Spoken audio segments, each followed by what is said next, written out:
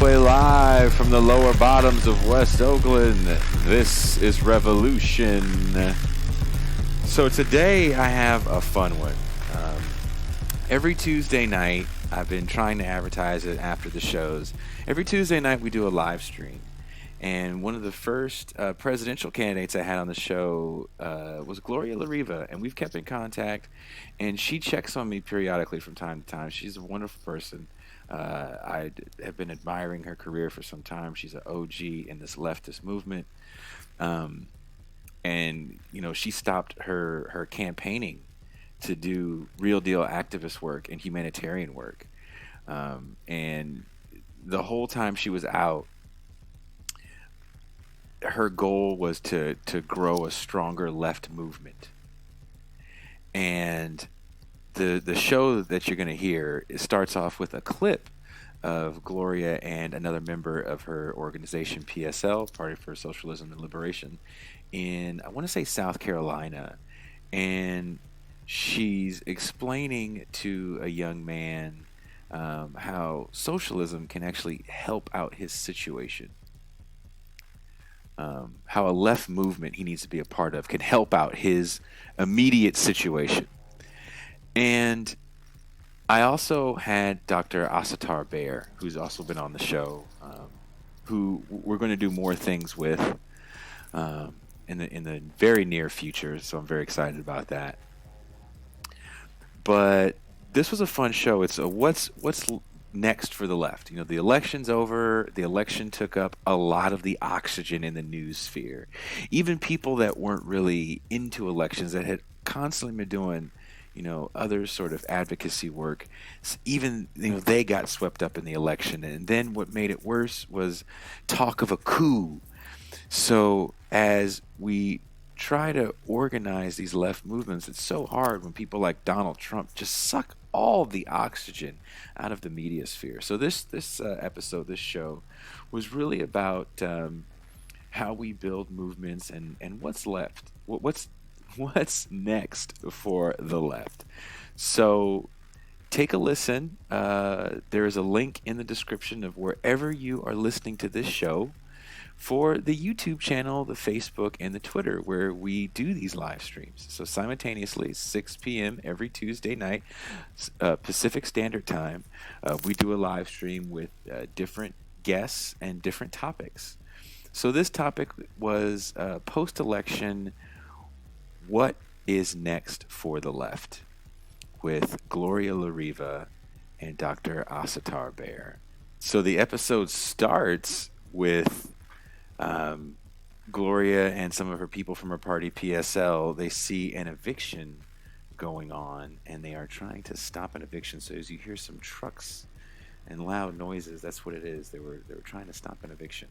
So thank you for taking the time to listen to the show, and I will talk to you soon.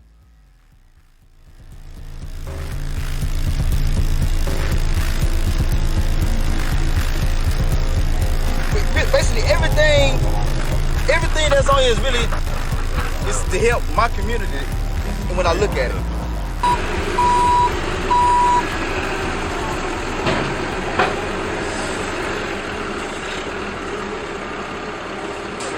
We want to talk to you. I wonder if there's an eviction. I don't know. Did you hold this?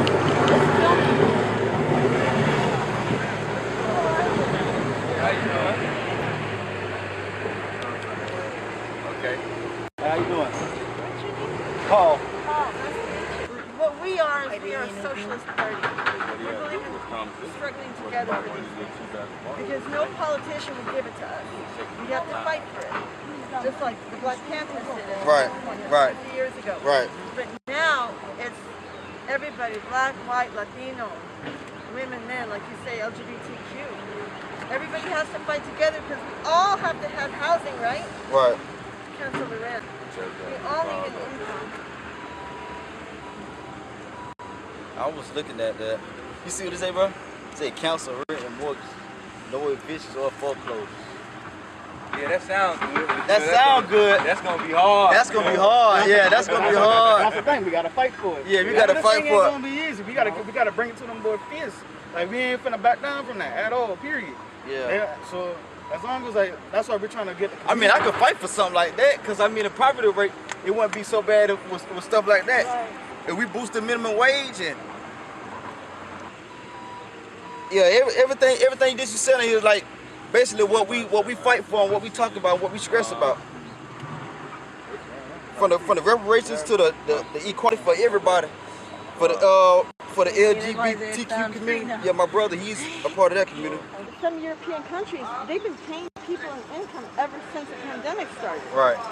People are getting help, and here was one $1,200 check, and everybody didn't get it. Everybody did get it, and people still waiting on it. Exactly, but they could put $1 trillion into the stock market just for to let that thing crash again.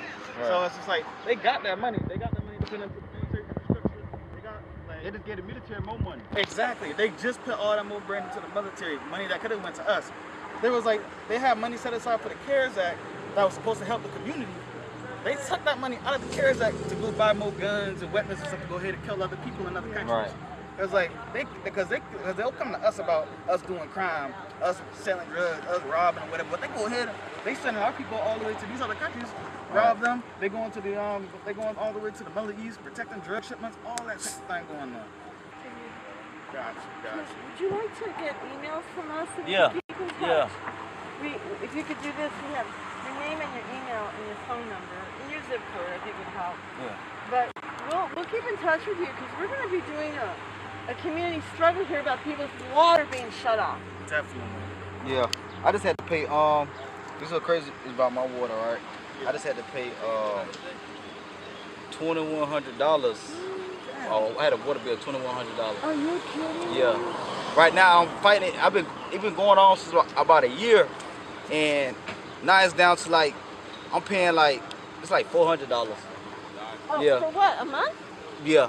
It's like $400. So now they just tell me to give what I can. So I try to give them like $70, $80 a month. When that's too high. That's too much. Is it like just a flat bill? It's a flat bill. I just go down and pay it. It's just Yeah, a flat see, bill. it should have, because I know sometimes we get water bills, they got the rate amount of water you use. Something's off with that if that's that high, and they know it. They ain't letting, they just make it. Yeah, see, they know it, and that's when they just tell me just to give them what they can, because they know there's a problem with it, and they just tell me to give them what I can. You know, that's their responsibility. Yeah. Yeah. And so I'm still paying them like $70, $80 a month to trying to break the $400 down.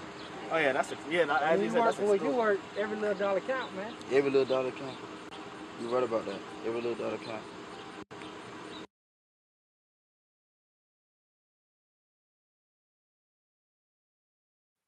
All right.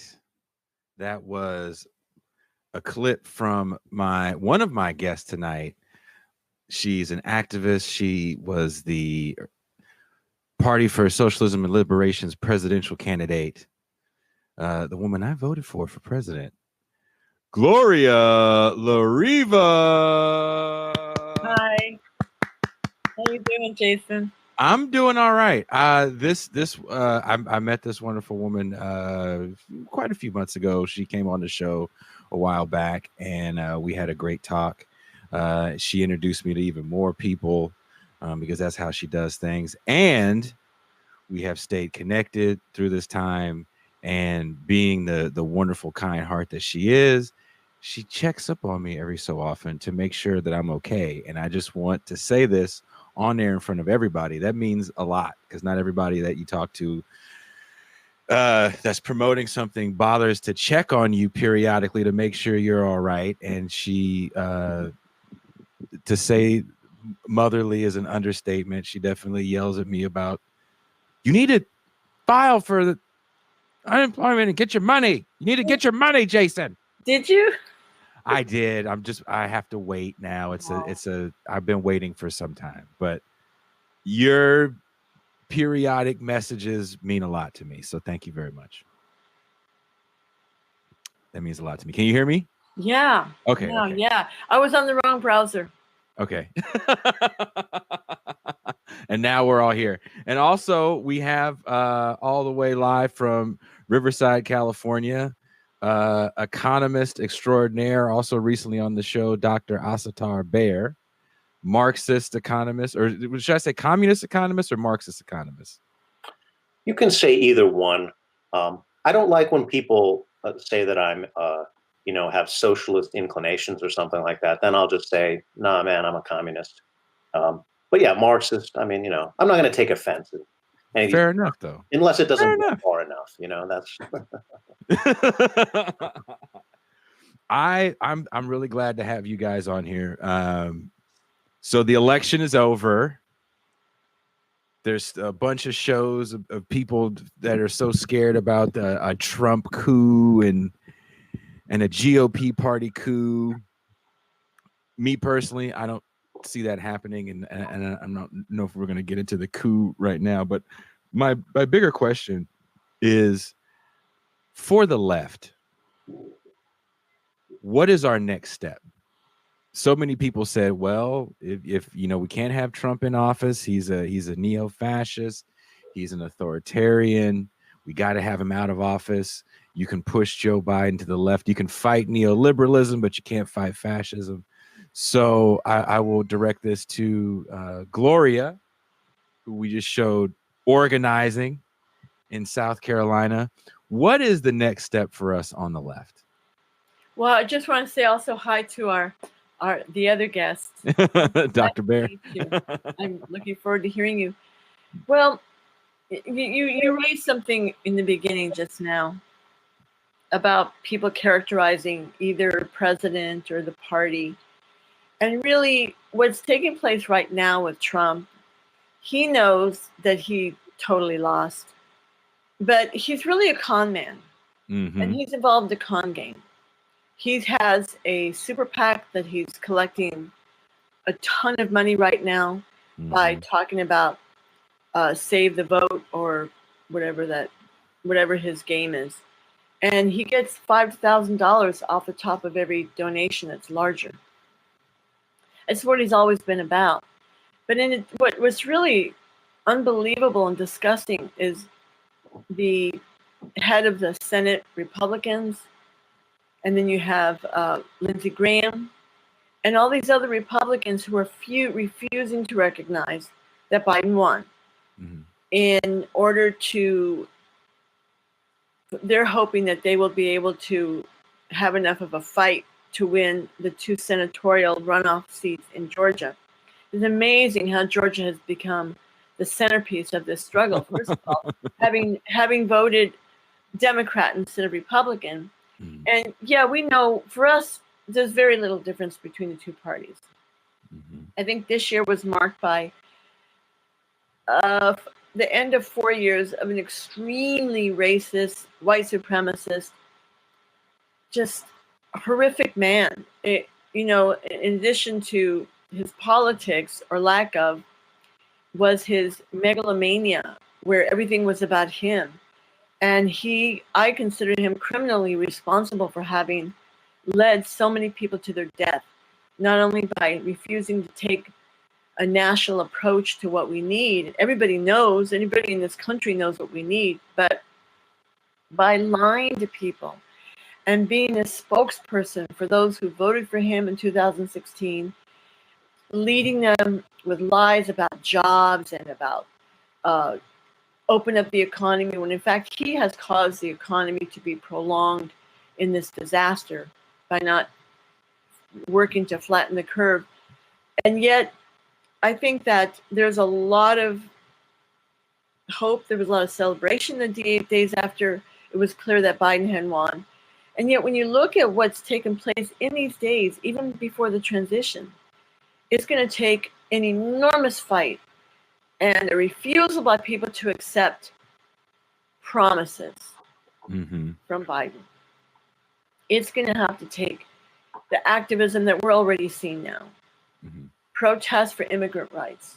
Protests saying lift the sanctions on Cuba and Venezuela. Right now, people who've been involved in all kinds of activism, housing rights, cancel the rents, water shutoffs. Everybody's saying now's our time to fight. And that's what it'll take.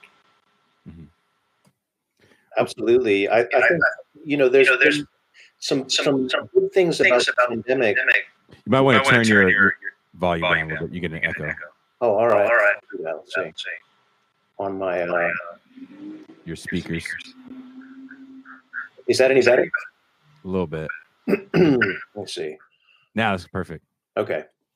I think that, part of this is a lot of these eviction moratoriums and things are going to be expiring at some point, right? And then we'll be in a full-blown housing crisis. I mean, because a lot of cities did limit evictions, we haven't seen the damage that is, I think, coming. But we have seen something else, right? We've seen millions of people take to the streets in support of Black Lives Matter. I mean, that is an amazing development, right? Anytime you see, thousands of protests happening across the country, I mean, that's something else, and so in terms of like what forces do I see happening structurally that provide opportunities for organizing and for the left? I think the issue of racist police violence is still very much present and very much in the consciousness, because it's a continuing problem. But I think we haven't seen yet the potential of the deepening crisis economically might have in terms of people being out there demanding policies that are helpful for the average person. And I mean, this is what I really value about PSL. And I'm delighted to be on a panel with somebody that I actually voted for. I mean, that doesn't happen. So I appreciate that. We're starting to see it. I don't know if you guys watched that. There was a clip that CNN had. I want to say it was maybe 2 months ago, where in East Texas, I believe, Southeast Texas, they actually had started some evictions, and it must have been maybe 2 or 3 months ago, because I know it was still hot. And there was an elderly woman that was being evicted, and my light just went out. And as she was being evicted, she had nowhere to go. So she was literally on this, like sitting in a chair. That was her one possession. And the person that was evicting her was begging, hey, can I just have another 24 hours for this woman? Can we give her some more time? And I think she got either another day or another week to stay in her house, but that's not saying much. And I felt like that was more of a hit piece on Trump than it was a referendum on shit policy. And I feel like a lot of people see this election as, well, we got the bad man out, so that means that all these bad things are gone as well. And I don't think they understand like the architects of the things that Trump was doing was the guy that's in office now. He was part of that administration, especially when we talk about immigrants and separating children at the border. That's either Bush era or Obama era policy. I forget which administration had laid that out, but that definitely wasn't a Trump thing. And I too am extremely frightened of when the moratoriums get lifted, because I see it where I am in Oakland, and I'm seeing it even. I now live with my wonderful girlfriend and my child, and even on this nice suburban street, which is just a few blocks down from a very well-to-do area, there's literally people living in their cars. There was a dude that boxed me in his car. He was sleeping in his car, and he was parked behind me in this driveway that I'm living in, or stay, at the house I'm staying in. I'm like, that's insane. And yeah, go ahead. I'm sorry. There are already evictions taking place because a lot of the southern states, there are many places that aren't like the Bay Area or California where the moratorium is still in place. Mm-hmm. And so there were evictions in Houston where we were. That beginning of the video when there was a bulldozer and just picking up things in front of a house, that was an eviction. And because we saw 2 more homes in that neighborhood where all their belongings were out. And as I explained to people, there were TVs in the yard, couches, tables, chairs. And it was obvious that when people are evicted at this point, they don't have money to go somewhere else. Yeah. You go from an apartment to homeless, and you don't get out of that until there's a massive, massive program. I really think that it's incumbent upon socialists, however we describe ourselves, to not just talk about let's fight for affordable housing. There's plenty of housing right now. It's not affordable because it's being built for a profit. Mm-hmm. And yet the workers made all of this. And I think that in all of our work, we have to be more open about socialism urgently needed, and it could happen today. Mm-hmm. Of course, it needs a major struggle. We're not there yet. But literally, all the means are there to provide everybody with income right away. Mm-hmm. A house, because there's millions of homes empty. To make water and utilities possible, because you just shouldn't be able to shut them off. And that the food is there. The problem is profits are in the way. We have to get to that perspective, because the average worker otherwise is trapped in this idea that they don't deserve it because they don't have a job. Because asking for a lot of money to take care of all these needs is like, people are trapped in these capitalist myths, when in fact we are the power. We're the ones who make everything run. And that's why this election campaign was not just, vote for us. It was a serious strategic decision on our part, which ended up being perfect timing in the pandemic, in this economic crisis, to reach out and to get as broad an audience as we could to mobilize people. So you asked, what is to be done? I was in South Carolina, Columbia. That was where that video was. Birmingham, Alabama, and Houston. Everywhere people were being shut off of water. How do you live without water in your home? During a pandemic. Drink, cook, wash your hands, mm-hmm. and then flush the toilet, mm-hmm. take a bath. Mm-hmm. And so when we were talking to people, they were so thrilled. Even this weekend, our people were in the street going door to door and asking people, what is your water condition? What is happening with your apartment? We have to do that, door to door, find out how we can carry on a struggle against the water departments. And I think it's a perfect struggle, because everybody in a city, you could be upper middle class, you could be escaping all this crisis, you could be doing fine, you could have a good income, working at home on a computer, but everyone understands the need for water. And I think everybody understands that could be you. I mean, you're one little disaster away, you're one job loss away from that being you. Even if you're upper class or relatively privileged, I mean, most people are still part of the working class. There aren't that many people who have enough wealth to generate an income so that they never need to work, right? I mean, that's a very small slice of people. And I did notice that you guys that video clip started with you guys stopping an eviction or witnessing an eviction. I mean, that's very important work.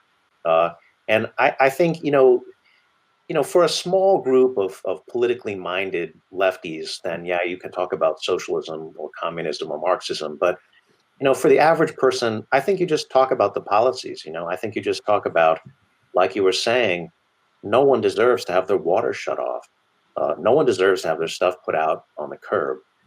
That's inhumane. And, we are a rich enough country that we don't need to tolerate that should not be permissible. Just like we shouldn't have kids being put in cages. Mm-hmm. These things are simply not acceptable. And we go from there, right? We don't use a bunch of fancy jargon or whatever. It just, these are things that we can do for the benefit of all. Why don't we do them? Yeah. How do we get, and I guess that's another question. I know Gloria doesn't have much time, and I'm so, thank you again for the little time that you were able to carve out. I appreciate it. I'll stay till 6:45. Ah, You get a special treat. No, if it's okay, if you want me to be on, I have a union meeting at 7, and so I have to get ready for it. So, well, thank you again for, like I said, taking the time to talk to me. No, thank you. And I just want people to know too, like this is not some BS propaganda.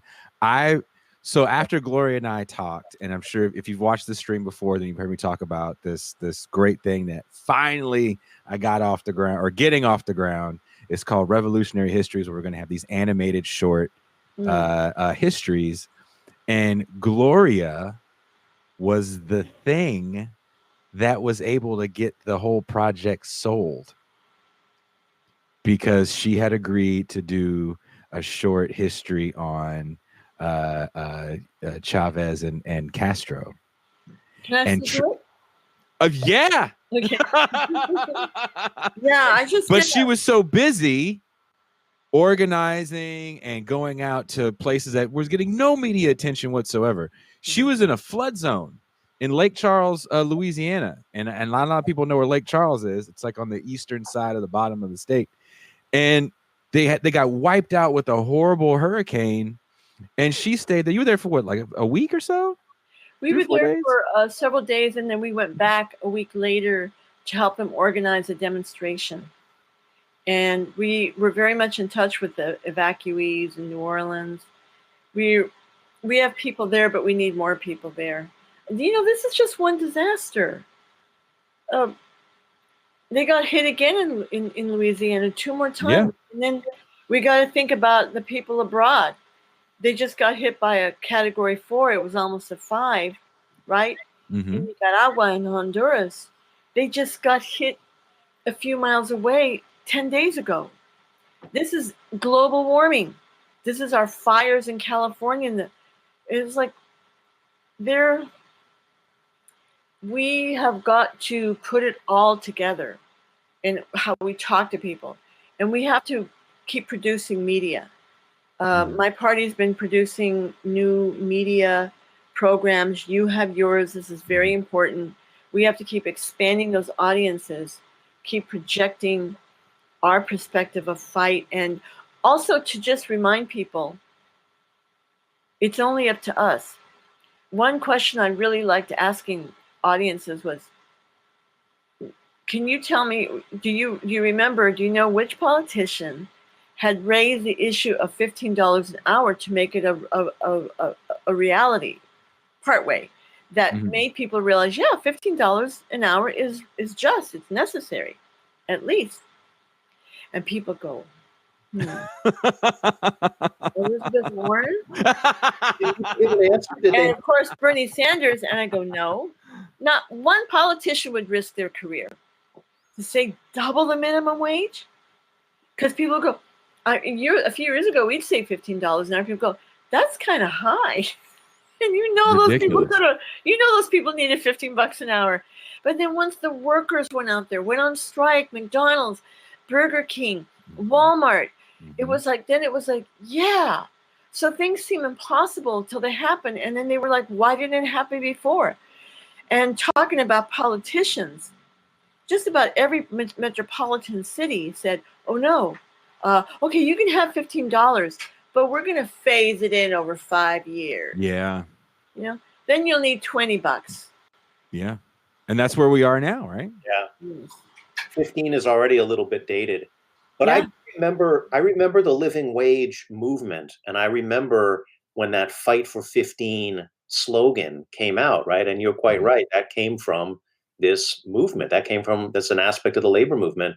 But I think that it empowered a person like Bernie to take that and popularize it, I mean, he didn't start that, but he definitely turbocharged it, and he does get some credit for that and for influencing state policy. I mean, California and New York said they do it in April 2016, like right in the midst of that very exciting primary race. So, I think it's entered the zeitgeist, it's entered our consciousness as something that needs to happen. And I think that's good, right? Because before it wasn't on the radar, to the extent that it is now. And I think now lots of people are saying, well, that's, now we need to go higher than that. I actually think it was much more recognized before Bernie brought it up, but definitely his role in the 2016 and 2020 race were very, very important. My mom is a fight for 15 person. She was part of that. I want to say she might have been part of the original movement. If Mother, if you're listening, can you please comment if you were part of that original movement? I know she went all over. She still goes all over the country to organize for fighting for 15. She's an interesting woman, to say the least. She just had a birthday not too long ago. That's wonderful. So here we are, and it is this kind of weird feeling. Someone said it feels like the end of Return of the Jedi after the election. Everybody was celebrating because Trump is gone. The big bad guy is gone. Darth Vader's gone, and kinda, because the ghouls are still around. So we still have people like Mitch McConnell in office, and now there's this kind of, to me, it seems like too much talk around the failings of the Democratic Party electorally. Were you guys surprised at any of their down ballot losses? No. No. No, because Biden won because of Trump. Yeah. Trump got Biden elected. Yeah, I agree. Let's go back to the very near history. Mm-hmm. That before Super Tuesday, Biden wasn't even reaching third place. Mm-hmm. He was tanking. He was gone. Everybody said his history. Just give it up, dude, And then all of a sudden it was like, wait, we can't have Bernie Sanders. He might make people expect things. And so they smashed him. They all joined together. Yeah. They were, they were adopting some of the ideas of Sanders, like, oh yeah, Elizabeth Warren and others, kind of echoing, faint echo. Mm-hmm. And then it was gotta get him out. And really sad was it was right before the pandemic. Yeah. On the 3rd, Super Tuesday. You never heard him again. Yeah. And now people are saying, bring him into the cabinet. That ain't gonna happen. No. Biden doesn't want him in the cabinet. Do you think we're gonna get another round of any sort of maybe checks or maybe some sort of relief, maybe more small business loans, with another CARES package coming out probably in the new year once the new administration steps in office? What do you think? Honestly, I think the first thing Joe Biden is going to do is not that. I think the first thing he's going to do is have some sort of titular mask mandate that's going to sound like a mandate, but it's going to have kind of like Trump's moratorium, which wasn't really a moratorium. And I think it's going to say something along the lines of everybody needs to have a mask unless, and that's going to be the first big thing he does. And there's going to be either Fauci gets some sort of promotion or he'll do all the talking in any sort of coronavirus meetings or press conferences. And I think that's going to take away from the discourse about bailing out real people. And I think the only people that'll be preaching that discourse will be Fox News. I think the Biden administration is definitely going to pivot to austerity. Mm-hmm. Although I think that it's interesting that there's been discourse going on about canceling student loans. Yeah. I like hearing that personally because I have lots of student loans from grad school. So, but I'm like, that seems like red meat that you throw to your liberal base, I mean, because who does that help, right? It helps the college educated. Mm-hmm. Now, I'm not going to say it only helps, right? This is a good thing. It would be good to cancel student loans. There is a significant number of working poor and middle class people that would be helped by that. So, but it's not. It wouldn't be top on my list. Like if I said, well, what one policy change could you do that would meaningfully improve the lives of tens of millions of working people? I would say, well, let's just do the 15, right? I mean, given that we have the consciousness built already, and we have the, you could get that through Congress, and again, there's like 40 million people in the United States that would affect, right? So that's a big ticket item, right? Mm-hmm. I mean, I'm not against the loan cancellation. I'm for it, but if we wanted bang for the buck, that's where I would go. But I don't think the Biden administration is really going to push for much of anything in terms of how it's going to affect the ordinary working person. I think that they are going to perform. They're going to do performative wokeness, but they're not going to actually deliver anything. I think you get a public option. I think you get a public within the first 100 days. I think you get a public option. That would be great. That would be nice, but I think minor reforms of the ACA are all that's on the table for healthcare. Mm-hmm. Yeah, I think that the $10,000 that's the figure I have heard about cancellation of student debt. I was thinking about that yesterday, and I thought it was like supposed to be for the poorest kids. But $10,000 is a drop in the bucket in student debt now.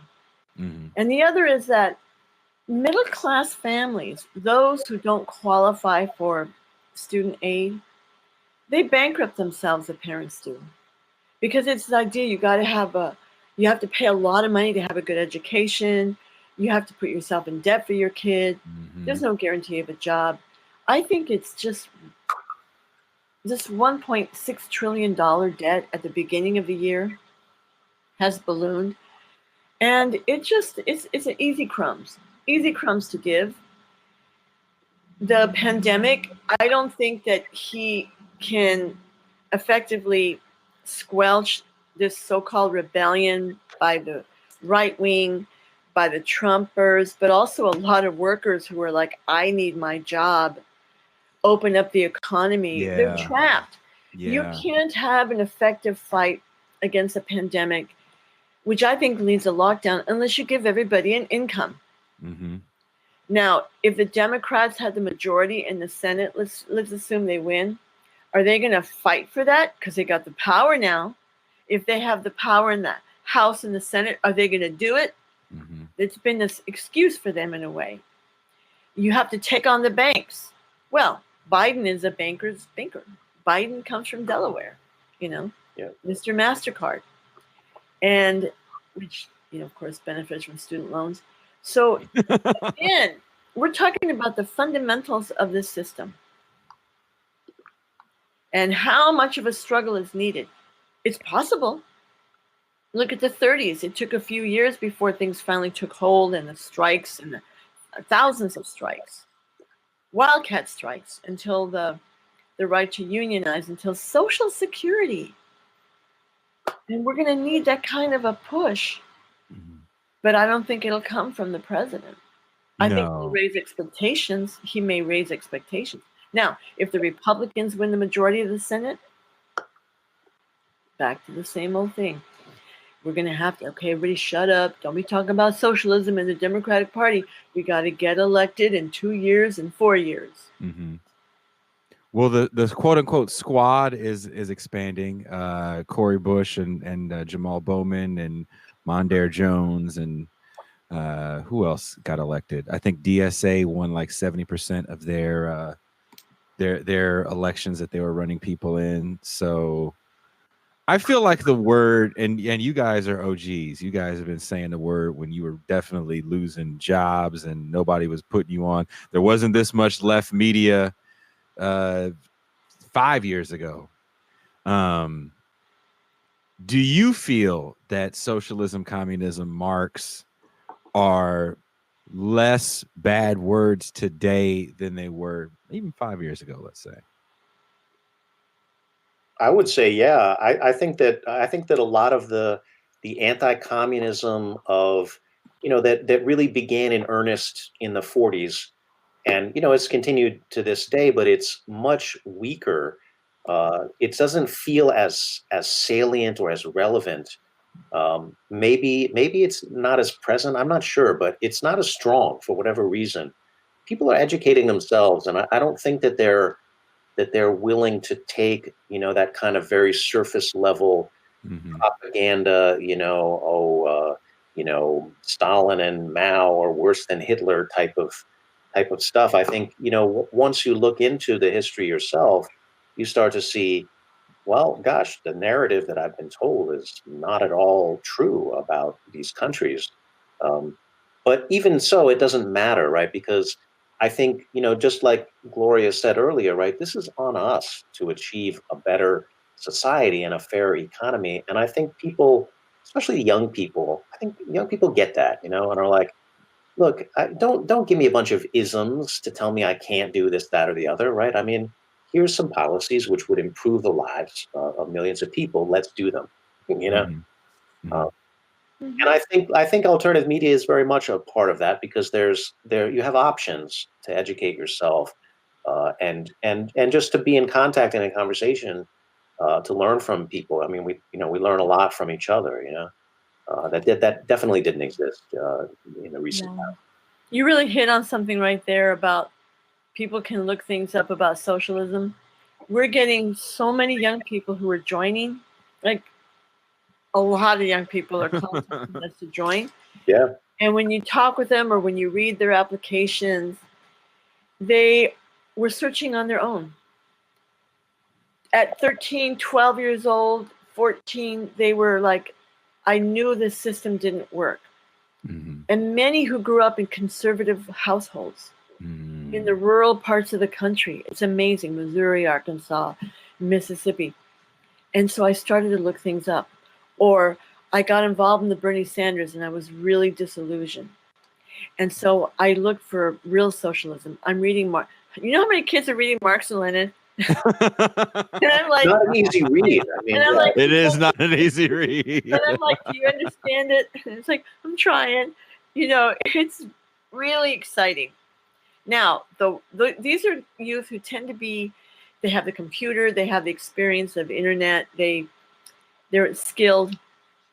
A lot of them are in college now where they're doing this, but they're all the workers who are struggling. I met so many people like that. And they have heard all this. They have old ideas. Can I give you an example? Please. I was in Walmart in Columbia, South Carolina. We were there just before our rally. And we decided we're going to go inside the stores because there's nobody in the streets because of the pandemic. We walked into Walmart and we started handing out cards to everybody, our palm card about the campaign, to workers and customers. They were listening. I walked up to a woman, she's probably 70, working at Walmart, a white woman, and obviously poor, and I said, ma'am, I'm running for president. You don't have to vote for Biden or Hunt. Biden or Trump. And she said, no. And in a very nice way, she goes, no, we can't have socialism. We can't pay any more taxes. And I said, ma'am, under socialism, you wouldn't be paying any taxes. You wouldn't pay sales tax. You wouldn't pay property tax. You wouldn't pay a parking ticket. You wouldn't pay in cutbacks, because all the wealth of these trillionaires, Amazon, Walmart, all of these people, they're making hundreds of billions in a pandemic and they're not paying taxes. And so I said, and we do the work. So all of that would provide health care for you. So I'm telling her this, and she said, I really like the way you talk. How do I look you up? And I said, right here on the card, right there, there's our website. I'm going to look you up. That just like in an instant. But that's not the only person who talks about taxes. I mean, too many stories to take up this time. I don't want to dominate this.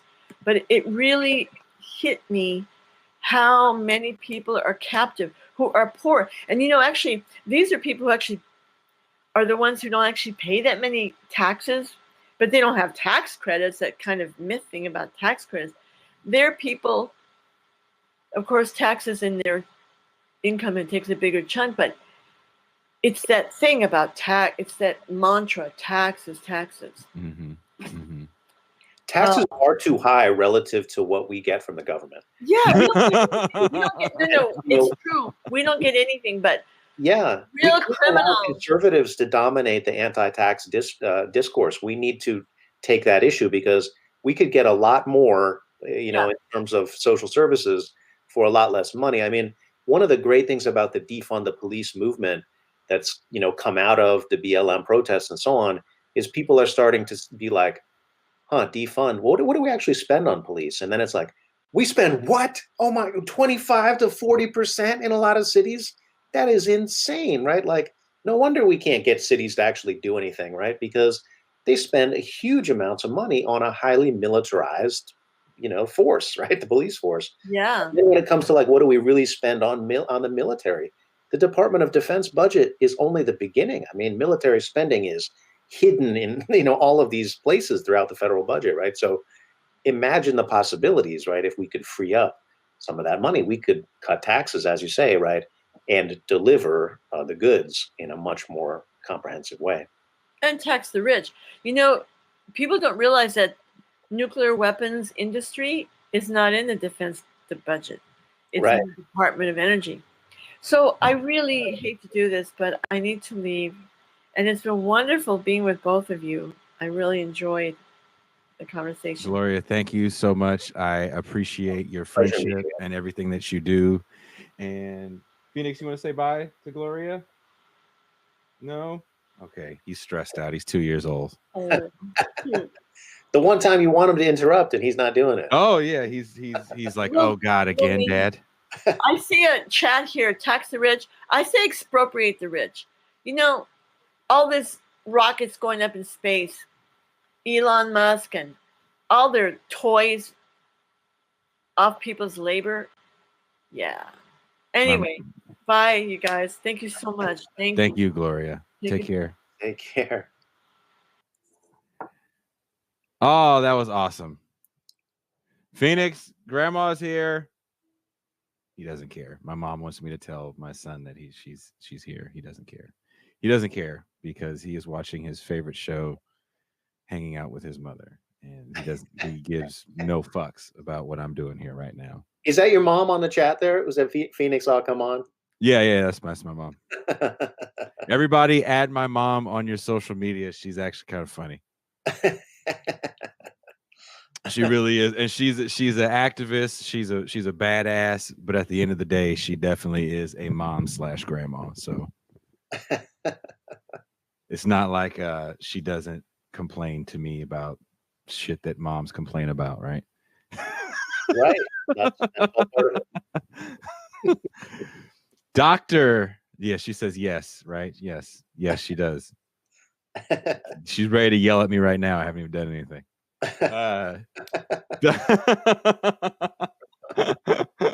Moms keep this world running. and you know what's so funny? I wasn't joking when I said Gloria we have a very a mother-son relationship. She does check up on me every so often and ask me how I'm doing, and she knows I've been fighting with unemployment, and she's just been on my ass. Like, you gotta fight, Jason. Don't let those bastards get away with paying you. It's like you hear it in stereo because I got Pam Davis and Gloria La Riva both yelling at me in stereo. So it's good. It gets you off your ass. That's some strong ass women just beating common sense into you.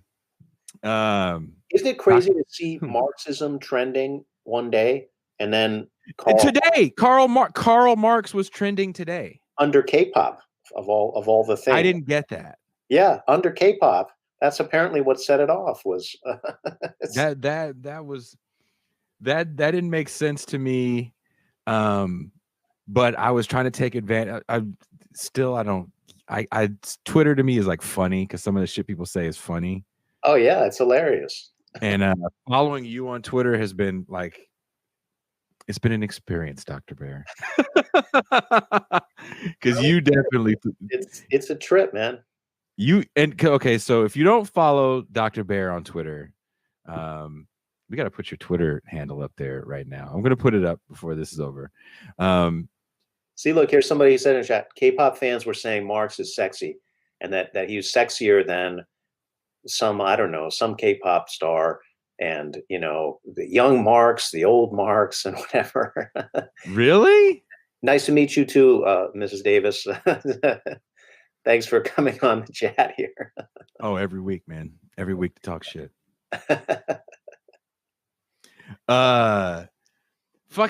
So I see that trending, right as I see Charlie Kirk trending. Right. Yeah, and I guess he went on some tirade about how the left wants to kill Thanksgiving, which I thought was, like, at what point are people going to be like, all right, dude, I get who you are now. You're that tweaker that hangs out at the 7-Eleven.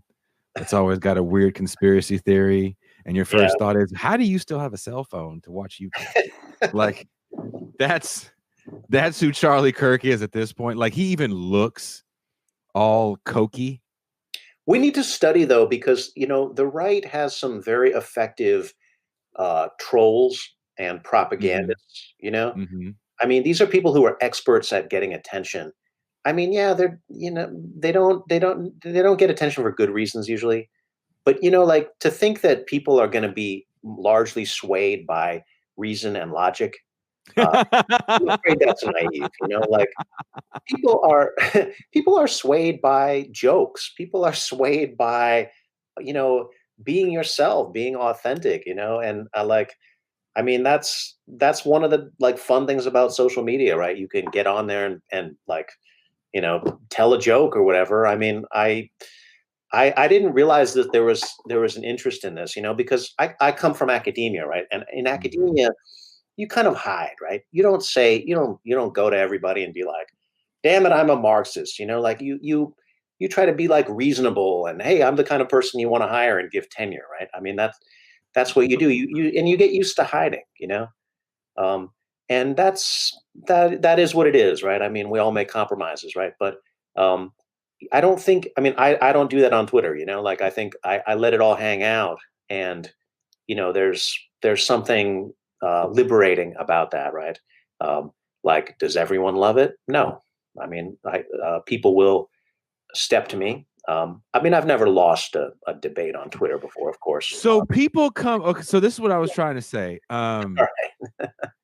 So Dr. Bair will say something, and usually it's hey, I put up a lecture that I did, or sometimes he'll make a funny quip, but usually it's like, hey, this is bad, or here's my smart guy take on this thing, right? And I'm like, yeah, and I'm like liking it and retweeting it and liking it and retweeting it, right? And every so often somebody steps in the middle of what he's saying and they try to contradict him or call him out, and he is not for the bullshit at all. Like, I would assume that you would just like mute those people, because recently I had said something to a friend who's an artist, and he's been doing this. He did this Inktober thing where every day in October he drew a caricature of a different kind of figure on the right. And we were having a conversation about Andrew Yang. Him and I, we both don't like Andrew Yang, and then all of a sudden we didn't at Andrew Yang. We didn't fucking hashtag Andrew Yang. Him and I just were set, and all of a sudden, all these Yang people just came out of nowhere. And every time I'd say something back to one of them, trying to be Dr. Bair, then 5 more would come in and be like, "But Andrew Yang did this." I'm like, man, fuck all y'all. First of all, because this is the internet. It's stressful to get piled on in Twitter. I mean, I think it triggers your heart rate and blood pressure and stuff. I mean, kind of like you're in a fight, I think it causes that kind of stress response. And, you just have to know, like, all right, yeah, it's gonna stress me to like have an argument with a stranger on Twitter, It does. I mean, let's be honest, right? Whether you win or lose, if you get into a fight, there's no easy fight, I mean, like, if you win, it's still stressful, like, I mean, sorry to bring that metaphor there, but that's just what I think of, and you always have to think about, is it worthwhile? Sometimes it is, sometimes it isn't, but it's also like, you're not going to change a person's mind necessarily, but you don't let things go that aren't true or that shouldn't be let go, right? I mean, yeah, you don't let somebody get up there and say, Mao killed 100 million people or something like this. Mhm. Like that's not remotely correct, you know. I mean, Mhm. like, if you want to talk numbers, we'll get into the numbers, right? But you know, whether you're going to change that person's mind hardly matters, because then you find people go through these threads, people read them, you know, people like to hear a defense of socialism or whatever, right? Of whatever it is you're talking about. I mean, you know, I think you try to do it in good faith, but um, that doesn't mean you don't do jokes in there, you know. That's my thing. I think that there's too much of there's too much of an overeducated discourse, and it almost speaks to a certain class of people. And that's why I wanted to play that video of Gloria in South Carolina, because I felt like her campaign was actually getting to the people. Like, I want to get the people in this movement, real ass people that have real ass people problems. I love how he was talking to people and, you know, showing them stuff, and they're like, yeah, that would be helpful. Because you know what, to your point, man, the right wing has been in the church basements for decades. Yeah. For decades. And let's not act like the church is just a right wing haven. There's a lot of it in the church, but there's some leftists that come out of Christianity. You know, Cornel West probably being one of the biggest that I can think of off the top of my head right now that's living. You know, the plowshares movement, you know, they're literally going to jail for their beliefs. So the poor people's movement, I mean, the poor people's movement I mean, Jesse Jackson, even, right? The Rainbow Coalition and Chris Hedges. Yeah. I don't know if you're a Hedges fan or at all. Yeah, I like Chris Hedges. I like Chris Hedges. You know, he does a lot with Rick Wolf, and you know, they're on each other's platforms and things. Yeah, I don't think you let any space be unchallenged, you know? Thank you. I mean, there's the church has, like, when I think about socialism and communism, I think about what would a society be like if it were based on sharing and cooperation instead of exploitation, right? I mean, and every society has these moments, you know, there are these moments of sharing, there are these moments of cooperation. And that's a beautiful thing. That should be uplifted. That should be celebrated, you know. And Christianity does some of this, right? I mean, the early Christians were like, "Hey, you want to come and join our gang?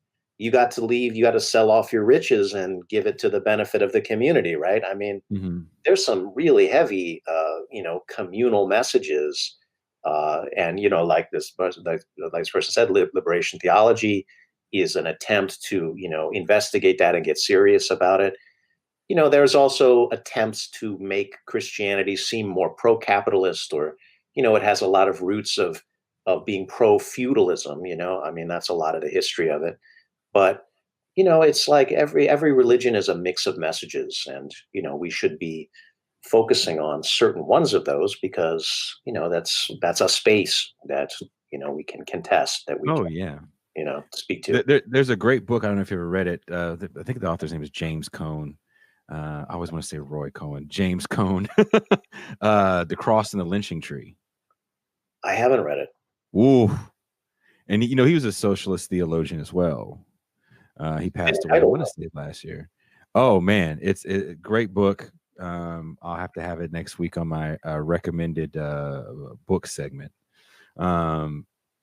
Someone says, rest in peace, Michael Brooks. He knew how to be funny and address real people in a real way. I agree. I've got to have some people from his show on my show. And yeah, my rest in peace, Michael Brooks. Gone too soon.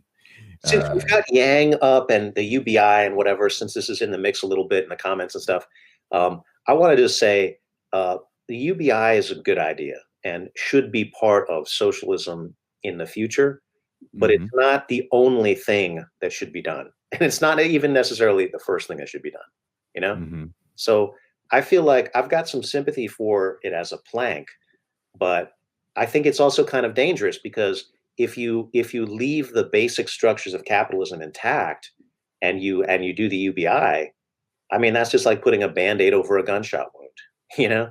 You don't do that. It's not going to really improve things. It might even make it worse, So we have to just kind of keep in mind a socialistic style policy, which the UBI unquestionably is, right? Mm-hmm. Is not enough in isolation, right? I mean, as much as this would be a step forward, right? I mean, we could say the same thing about any of these things, right? Like raising the minimum wage. Minimum wage is a socialistic style thing too. Mm-hmm. It's limited and Mm-hmm. it's a good idea to do. But again, it's good to just have a comprehensive approach, right? We don't want to just do one thing and then think like, oh, okay, that's going to be great. That'll eliminate all the problems of capitalism or something. It won't, That was my problem with Andrew Yang as well. I felt like the way he was approaching UBI was, as a lot of people were saying, that started to come in my defense, was that he was trying to get rid of certain social services, and also his whole goal was to protect capitalism at the end of the day. And I felt like bail out his failing friends in the tech sector with, that had companies like Uber and Lyft. And I think the conversation had started because someone had brought up Andrew Yang and UBI, and we were kind of talking about, well, if this guy's such a friend to labor, why doesn't he throw some of his millions at the No on 22 campaign? And he didn't. Because that's not his Prop 22 passed. I felt so disappointed in California when I saw that. I was like, there is no way this piece of shit legislation is going to pass. And then it passed. And I'm like, oh, what the fuck? We always have to remember that it's not like they were unionizing those places, right? Yeah, I mean, there was an effort going on, but I feel like there was. It's kind of like the big push was, are they going to be allowed to be viewed as independent contractors or employees? I mean, you had to be recognized as employees to, I mean, that it felt like that was part of the struggle to then unionize, right?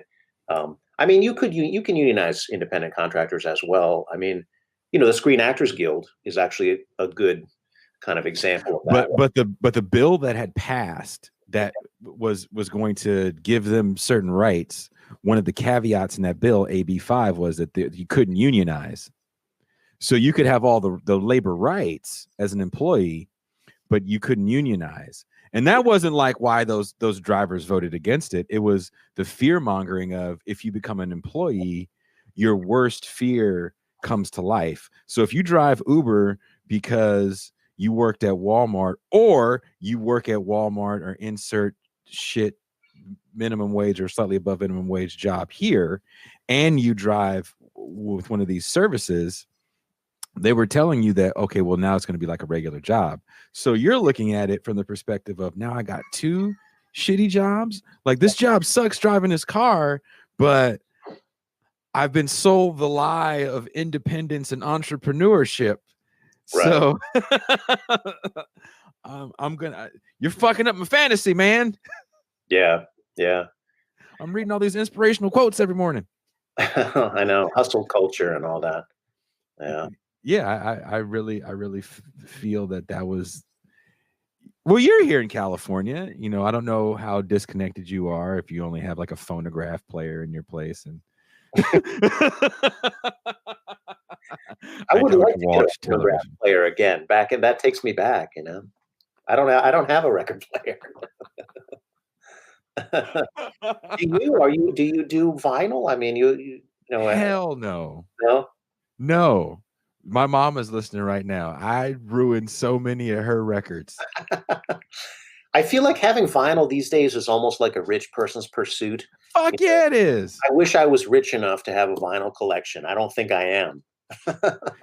Like seriously. So my band, not this one, Bitter Lake, but the one before, Le Fin Absolute du Monde, we pressed vinyl, and I think it was like 500 copies, cost us like $2,500.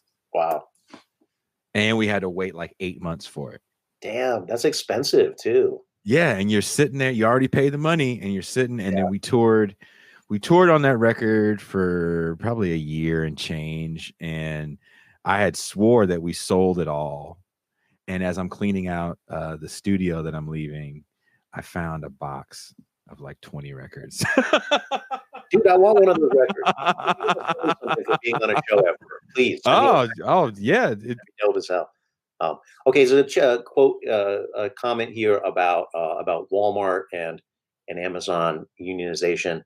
What this reminds me of is kind of like the history of the labor movement and how there's the rise of these giant corporations, and then unionization is sort of it's like a big corporation is a big target for unionization, and because you can organize within this pretty big structure. And I agree. I mean, Walmart has done huge amounts of anti-labor and anti-union activities. Amazon too.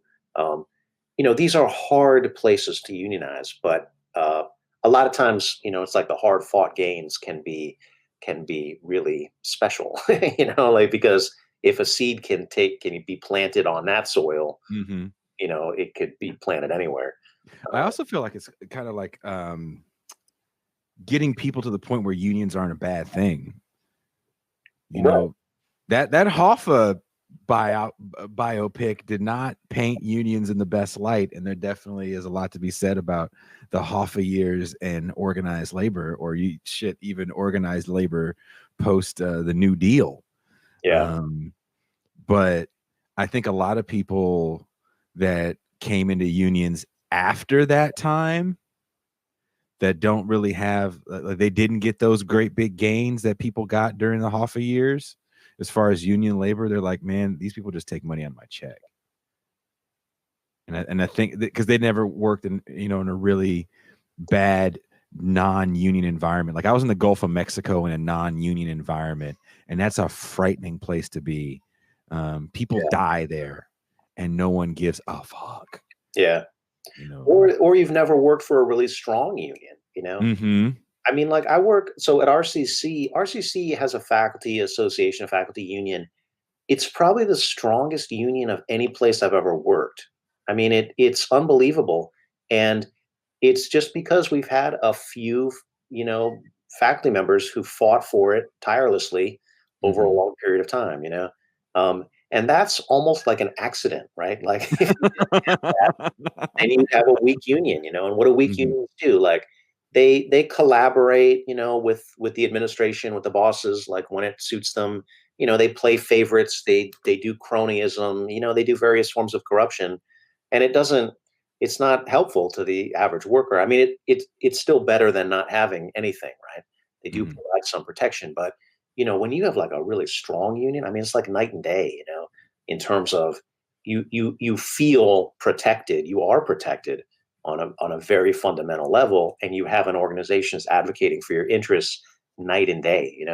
I mean, that's a world of difference from the other colleges and universities that I've worked at. And where else have you? What other colleges were you at? Well, let's see. I worked before I was at RCC, so I've got a little checkered past with that. I started at RCC right out of grad school in 2001. Worked for 3 years. I was in a tenure process, whatever. I was about to get tenure. I left and then taught at City College of San Francisco. Hey. And which was great. I was there for 5 years. Then I left academic teaching altogether and ran a nonprofit teaching meditation and stuff. So sometimes, I mean, this is a funny thing that will happen sometimes on Twitter. People will be like, "Oh, you're a professor? That means you obviously have no experience outside academia, and you're like a baby who has never, seen the outside world or something like this," right? Oh, that's fucked up. Yeah, whatever. That's what people have. I was the executive director of a growing nonprofit, and I had to learn all kinds of stuff from coding to marketing and whatever. And then I came back to teaching. I taught at the University of Southern Maine for a year as like a kind of a highly paid adjunct, which was nice. I mean, you can work as a low paid adjunct, and that sucks, Yeah. And then I ended up getting a tenure track job at RCC, and I was, I was thrilled. I was like, okay, this is great. I also felt some survivor guilt. I felt like, my God, there's, how many thousands of low paid adjuncts who have PhDs and whatever, who can't, get tenure track jobs. And this will be my third one that I just got tenure, This is my third go around. I feel like, what have I done to deserve this? Like, I mean, I'm good at what I do, but it's luck really, and to have like a decent life be a matter of stupendous luck just seems wrong to me, right? It should seem like everybody should have a decent life, right? It shouldn't be like, oh, you hit the lottery and now you can have, a modicum of financial security or something. That's funny because I want to say the first time I physically met Gloria, that's like the first thing she was like, now is the time for socialism. That was like the first, and she said it just like that, very like don't you see, like can't you see with all this shit around? Yeah, now is the time. It really is. This pandemic, and I think that's another reason why people are starting to wake up to the idea of it and be more curious about it, because everybody did kind of get left in the cold, right? Yeah, like for the most part. If you lived in the outskirts in a red state in rural America, the 1,200 was huge. The extra 600 was even bigger. Your state opened up quicker. You have less cases of COVID. I get it, but a lot of people don't live there. They are sparsely populated for a reason. So these major metropolitan areas where people are stuck, it's rough. You know what that makes me think of, back to that kind of topic of the election, is like when you look at these red and blue maps. I hate the red and blue thing. Like when that started being discussed, I was like, what a simplistic way of looking at politics, But there is something useful about it when you look at, like, if you drill down into a state and you go county by county, and you look at like, what are the red counties and what are the blue counties? You know what the divide is? It's urban versus rural. Yeah. We have a huge urban versus rural divide, and life is like very different in cities and urban areas versus rural areas, right? I mean, and that's like what you spoke to, just touched on that, right? It's different with regard to the pandemic.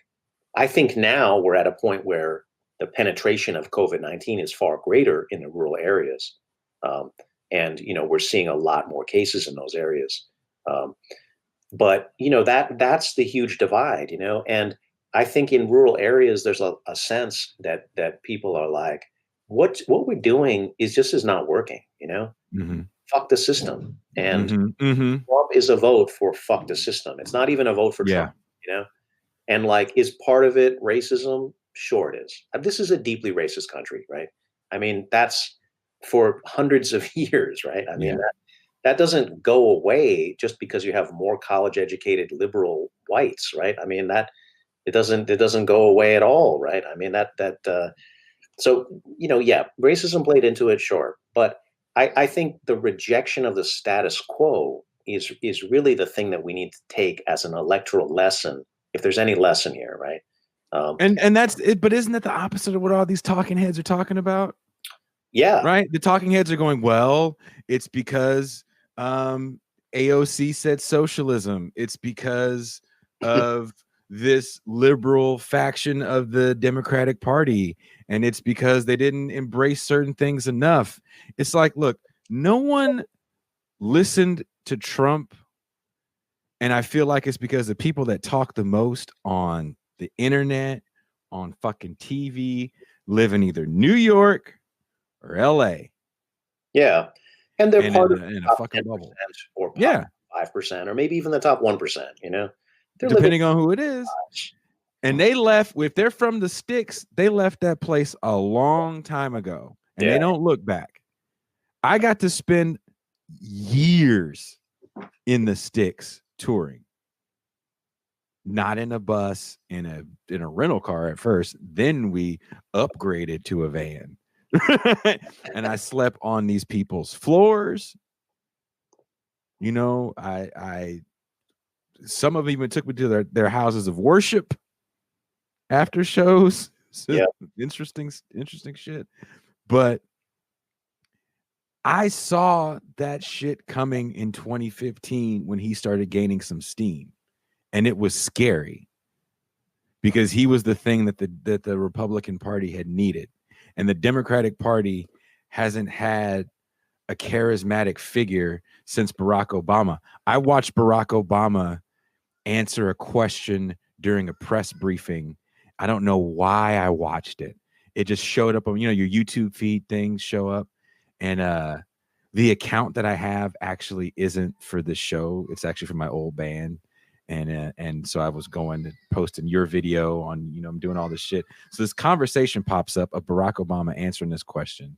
And it took him 11 minutes to answer it because he's thorough. He's highly intelligent. He can get his message across and make you feel good about it. And the Democratic Party doesn't have anyone that can do that doesn't get a lot of hate. I think Gavin Newsom isn't bad at it, but people hate him just to hate him. Well, I think that people hate, people hate politicians more than ever because people are like, okay, especially the like smart, slick ones, Mm-hmm. Because they're like, okay, this person is good at spinning a narrative, Mm-hmm. And like, what are they trying to get me to believe? I mean, is it going to be something that's contrary to my interests? I mean, I feel like that's the kind of vibe, and that Trump was clever enough to tap into this and say, oh, people are at this historic level of distrust. Let me speak to that, right? And he did speak to that, and in their language. Yeah. In a simple, very rambling and dishonest fashion, but still he's speaking to the issue, right? He's saying, look, the system isn't working for you. And I think that's really what gave him traction at very critical early points. Yeah. In the Republican race when he didn't have any money, and now it's very different, right? Now they had the money to blanket the airwaves, and the Trump campaign did some very sophisticated stuff, which we on the left should actually study. I mean, we should look at how they employ propaganda, not in terms of the content, of course not, right? The content is horrible, but in terms of the message style, right? How do they reach people? And how do you convey something about values in a short way, right? Mm-hmm. I think that there's a lot to be said for that. I think the left needs to adopt some of those tactics because politics is a lot more about, your vision. It's a lot more about your values than it is about your, mental constructs and whatever, The mental constructs are there as a way of communicating, who you are and what you believe in. That needs to be more put to the forefront, I think. I wanted to read this comment. Hoffa's mentor was a guy named Farrell Dobbs. Dobbs was a socialist. I think it was socialist was trying to write. Maybe a communist party. Even Hoffa was a departure from Dobbs' beliefs.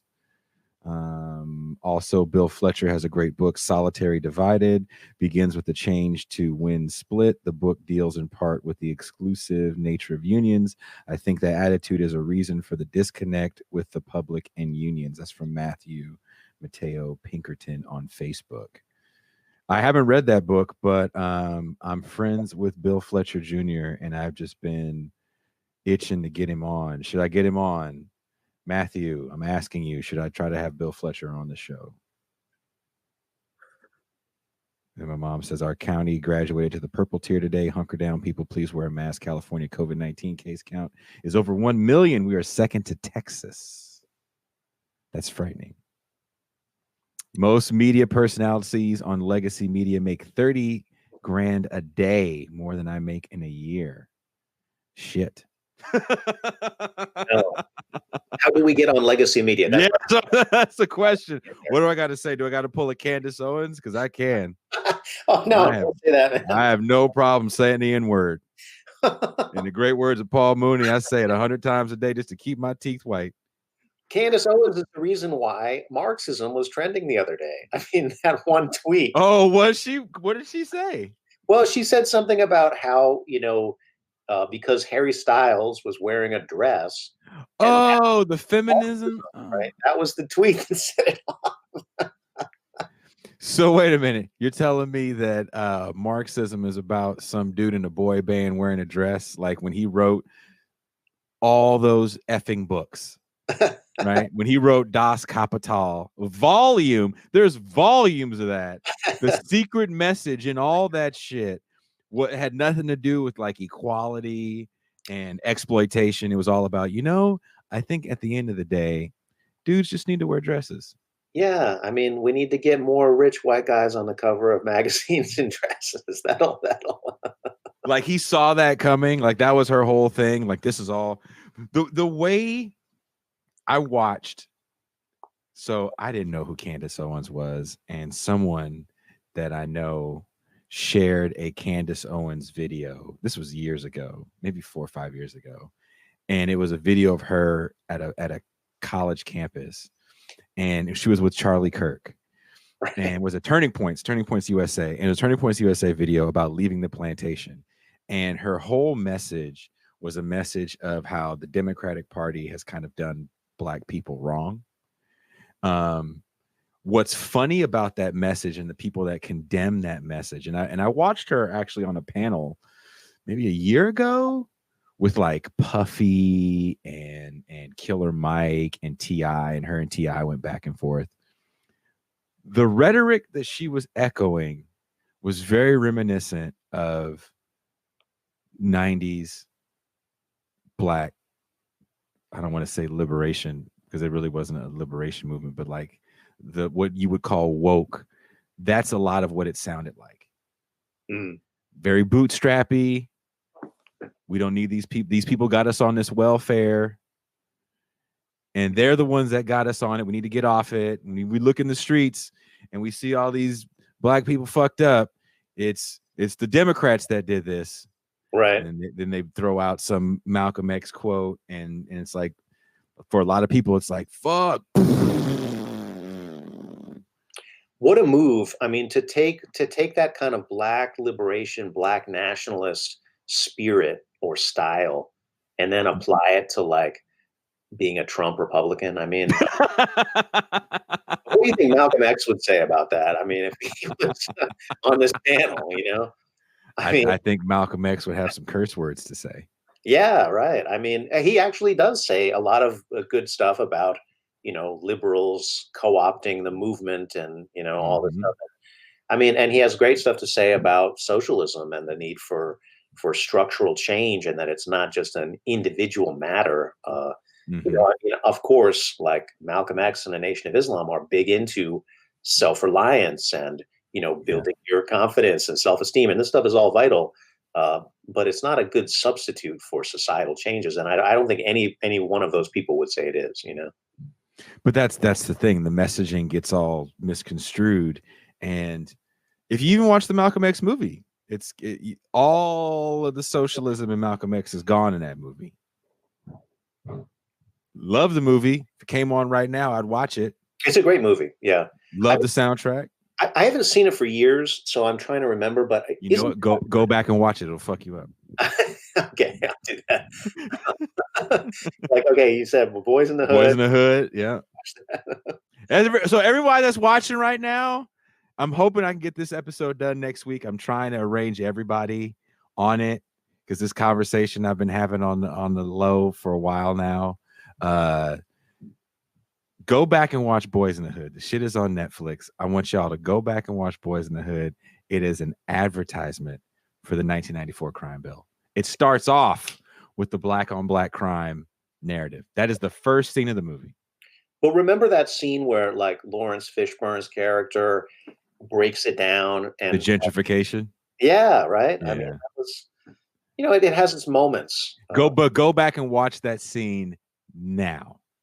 All right. Because I was there. Hey, you talking to somebody that was in the theater that was, yeah. Like I was, we all clapped when that shit happened. I cried at the end when Ricky got shot and was sad there, confused on why the fuck they brought him home to his mom. Who does that? God, if there was his ass in there, then that person has a heart of stone. I mean, I think we should take him back to mama's. He just got shot. So awful. But when you watch that scene, that gentrification scene, which is so it's a great scene, right? It leaves out this whole part of how. And it becomes a mythical thing of like, well, white people just come in and they plant guns in the neighborhood and then they leave. And they give us liquor stores and then they leave. And it's like, that's how it happens. Like, that's it. There's no deindustrialization. There's no, but I guess it's a boring ass, like, well, you see what happened was. Well, it doesn't do a good job of saying what's next or what do you do, you know? No. I think that I remember this one scene in Malcolm X being like, there was this kind of moment of awakening, right? Mm-hmm. That I see, God, it's been a long time since I've seen that movie. Go back again, beautifully shot. One of my favorite soundtracks is Malcolm X soundtrack. But when you rewatch it, you're like, and again, and I can't say this enough, you can't tell a man's life in 2.5 hours. We're gonna combine some people, we're gonna miss some things. Yeah. I would make a pitch, though, for people to read the autobiography of Malcolm X, which is, I think, still a really excellent book to, just give you that, much more in-depth kind of reading. Oh, definitely. Because that book does go into his interest in socialism, much more. I mean, I still think it's, it could say more for my taste, but it doesn't shrink from that, let's say. Well, if you think about, if you go back and watch that movie, it doesn't really get into his kind of global understanding of just black, if you want to say black liberation, you kind of miss that. You're like, oh, for some reason he's in Africa and he's talking about Patrice Lumumba, but I don't really know who the fuck Patrice Lumumba is because we haven't explained him. Yeah. And I guess he's mad he got shot, but who the fuck is he to get shot anyway? And that's the chickens that come home to roost line. Yeah. Is because I think Kennedy gets shot around the same time as Patrice Lumumba. I think. And now I need to go back and watch Malcolm X, but definitely watch Boys in the Hood. Are we not even going to make a pitch to say like read Capital or read Lenin or any of that? So I'll be honest, and for the people watching, if you're commenting in the captions area, I'm going to need you to comment on this because I definitely need support for what I'm about to say. I need your support. So Dr. Bair actually, I kind of feel like a jerk for not putting up your YouTube page. I will. Gives lectures on YouTube. And what I wanted to do was I wanted to ask him if he'd be down. And he's a busy man, anybody with curtains that crazy is a busy man. It's a busy pattern. The busy pattern, busy man.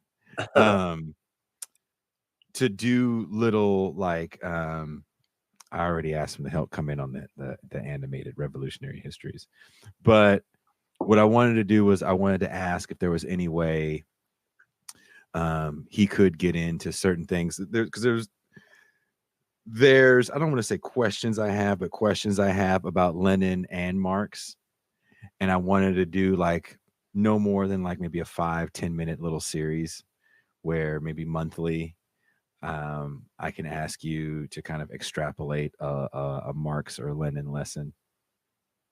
Uh-oh, he just froze up. Hopefully it's because so many questions were coming in.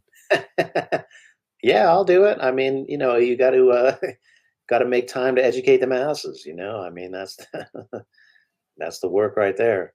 Are you getting me here? You pick me up. I got you now. Yes, it is coffee in my cup. I only drink coffee. Jessica just made a bunch of coffee because I am very worn out before I talk to these people. Because I really wanted to do that, and because I've been watching a lot of your lessons. So if you see any likes from Le Fin Absolute du Monde, that's me. Good, thank you for watching. I mean, I turned off the comments on all my things because, this is like for my classes, and I was like, I can't have my students be exposed to the kind of comments that I do on exposed to the kind of comments that I do on on YouTube, right? So, you have the option, right? You can turn off the comment. And I'm like, maybe I shouldn't do that. Maybe I should leave them on. And no, I'm just gonna, But these are like lectures. You're not saying anything crazy. Uh, Oh, I see what you're saying because you're I don't talking. know. Okay. I mean, what do people think is Okay. crazy? I think that everything I say is incredibly reasonable, but that's not necessarily how how everyone perceives it. But you do a real interesting series that I kind of wanted to. I actually wanted to like take it, and I was trying to figure out how I could like steal it and put it up on my page. Wait, Like, what is this? how can I take this and put it on my page and be like, because I thought it was interesting. Dr. Bair did a whole series on Russia and kind of the fall of the Soviet Union, and so that's what kind of got me going. Oh, this guy puts his lectures online.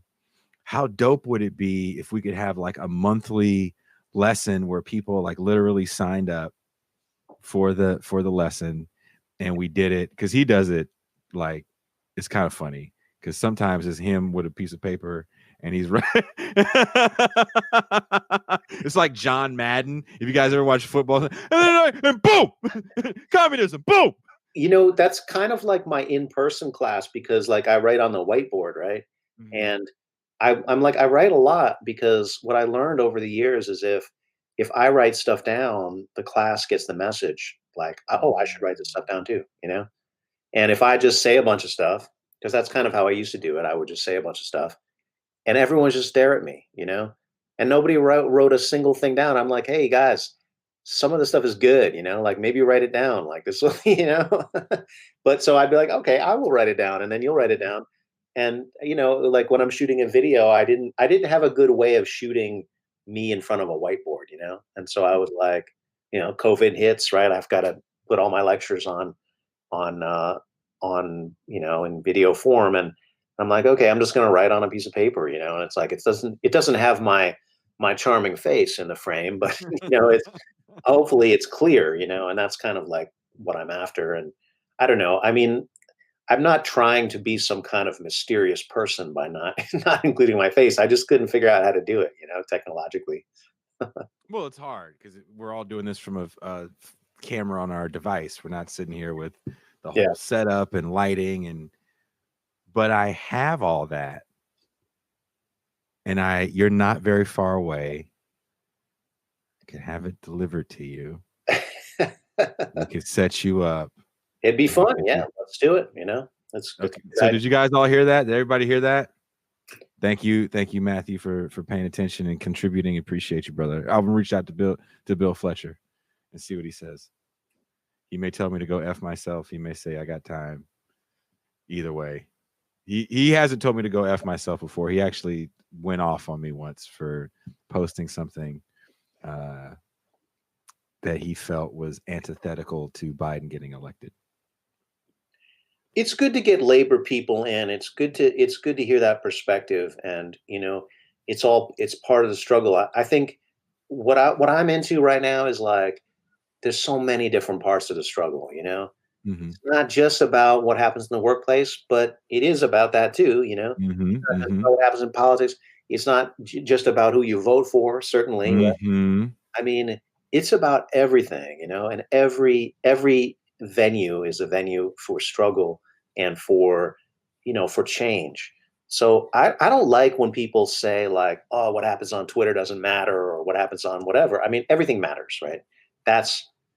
I think that's also part of the philosophy of Marxism, to say that, look, societies are complex and everything is connected to everything else. So do you know like what kinds of things change society and make it, either more right-wing, more capitalistic, or make it more socialistic, or prepare us for revolution or whatever? No, I don't either, right? I mean, nobody knows. And, you do what you can, right? And I think it's very disempowering to say, oh, what you're doing doesn't matter or something, like the man wants us to think that, the man wants us to think that we don't matter, but we do, No, that's like super important, like remembering that you matter. And I feel like that becomes kind of the average person's when things get a little too complicated. It's like, well, they're all crooks. Who cares? And I'm like, well, no, we can actually have some real change. Like we're on the precipice right here, man. Yeah. Change is going to come. Yes. He's mad at me again. He gets mad at white people sometimes. He's okay, son. You want to come here? No? Yeah, sometimes. He thinks you're Santa Claus. And yeah, well, just tell him not every white man with a white beard is Santa Claus. I mean, I don't know. Yeah, well, he wants to know why Santa's talking to Dad and doesn't have a gift. Giftless Santa's got him pissed off. I mean, don't you think giving gifts is itself kind of a socialistic moment here, right? A moment of sharing, a moment where you put aside like, okay, not everything's about exchange. But then, of course, capitalism comes in and fucks that whole thing up, because then people get stressed out about the dumbest shit ever. I know, and it says buy stuff, and it says, oh, well, think about what the value that you received is, whether it's equivalent to the value that you gave, and whatever. And it's like, none of that's giving, No, you had posted something. Some girl had posted. You retweeted it, and it was about potlucks. Yeah, I think they were trying to equate potlucks to socialism. Is that what she was trying to do? I mean, I think she was just saying, this is a way that you can communicate what socialism is in the South, where, and it's like, there's nothing more Southern than a potluck, and I agree. I think it's a good metaphor. It's a metaphor that touches people's lives, and that's good. All I said was, I think we should differentiate between the micro level stuff and the macro level stuff, Like micro level sharing and cooperation is important. That's part of being a human being. It's part of being a good person, right? Like, hey, somebody needs help, you help them out, right? You don't say that'll be $10, right? Well, depending on who it is. Yeah, well, I just lived a checkered life, Dr. I get a little bit triggered when somebody says like being a decent person is socialism or something, like. I see what you're saying. Like okay, well, there's something here about, are we being decent on a societal level? Are we letting people starve? Are we letting people get evicted? Are we letting people be homeless? Are we letting people live with the fear that they could be destitute at any moment? Are we letting people, become bankrupt because of medical bills? And of course, the answer is yes, we are, right? But we shouldn't be, right? I feel like people feel powerless, though. Do you feel that same? Like people feel powerless to those mechanisms of society that enable homelessness and extreme poverty. Like I feel like people see those things and they go, well, that's just for those are my fears for not trying harder. Yeah. Right. Or you look for a solution. Like these things are so awful. I mean, like you said, there's like a homeless encampment near you, right? There's one near me. I mean, I live on the edge of a river in Riverside. And there's a huge homeless encampment in the river, like in the river wash. And, it's a sad, disturbing thing. And one naturally wants to think like, well, what can I do to help that sad, disturbing thing, And you don't like thinking like, well, maybe there, that's essentially outside of my individual control to do, I mean, of course you can help a person out, whatever, that's great.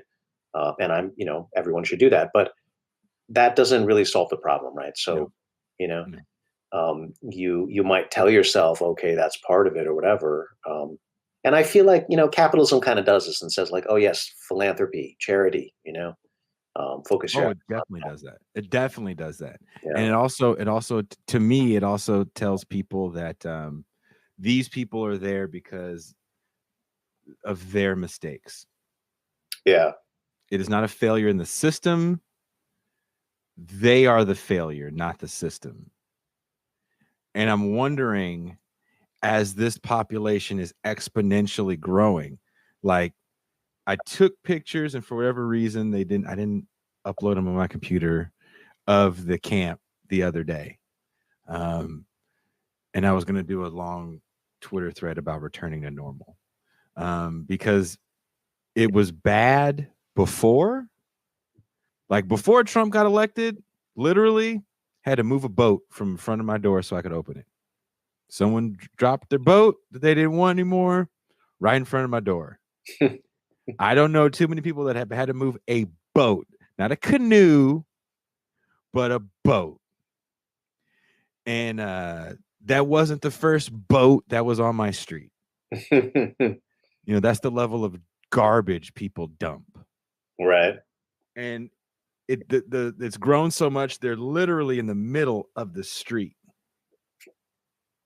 Like, it's bad. And they light, sorry, I got allergies. They light tires on fire. So you get this just disgusting, like, toxic smell in the air. And it really is those old, where you see like the dudes like singing in front of the barrel on fire, like, money. But they're not singing. They're just like, that's what's keeping them warm. It's just barrels on fire of God knows what. And you're just like, holy shit. Like, this is what those dystopian movies look like. And this is becoming an everyday occurrence. This isn't like, because sometimes they would have get-togethers and there'd be hella people and there's a barrel on fire and you're like, oh, it's a barbecue, and they invite you and you hang out. But no, now it's just like, no, this is fucking Tuesday, and there's multiple of them. And when people drive down the street now, because it's kind of a shortcut to get to Target, the street, they're flying down it and they give a fuck who they hit. So you got to keep all these guys got to keep their pets on a leash. There's so many dead cats. It's crazy how people, I feel like as it gets bigger, either you're going to go, well, you know what, this is a problem and this is now a failure of the system, or the blinders just get that much thicker. Yeah. So I guess my question is, how do we keep the blinders off? Like, what is the narrative that we must spin on our end? Because the narrative that it's just their fault and it's not a failure of the system is great, because it's been working really well to keep people like, yeah, it's just their fault. These people want to be there. Really? That guy's shit in a bucket. I don't think he really wants to shit in a bucket. I've never met a guy that's like, oh, I love shit in a bucket. Yeah. I mean, what Gloria said earlier about evictions and about people's stuff being out on the street. I mean, it's such a vivid image, and it's like you can just feel like the sadness and desperation in that moment. I mean, obviously, if you've experienced it personally, right? But just even if you haven't, that's a pretty intense thing, and yeah, I how do you kind of build that compassion, that in this moment when our discourse is so I don't know, it's so far from that, it feels like,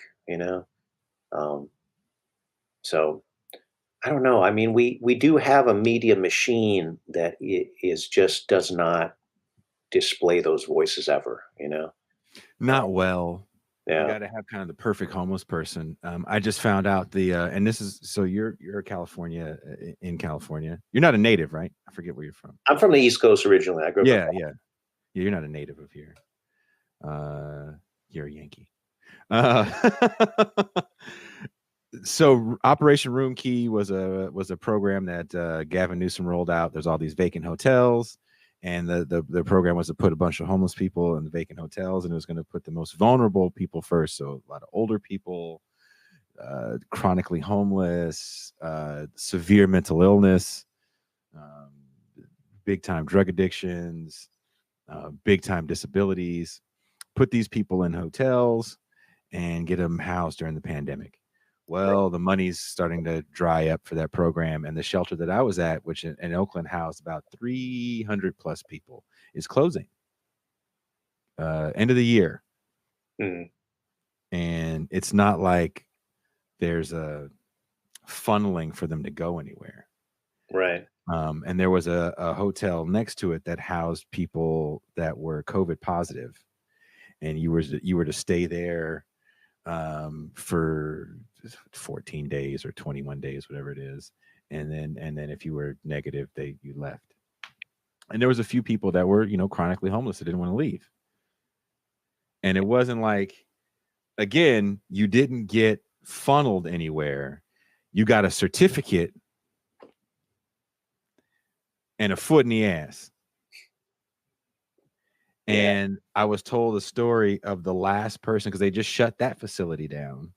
Either the state or the county bought it, and I don't know if they're going to be using it for the inmates, because another thing, every county in California sued the prison system, so prisoners can't just get set free. They have to go quarantine somewhere first, and then so after a while, it was just the prisoners coming to quarantine, or the formerly incarcerated people coming to quarantine.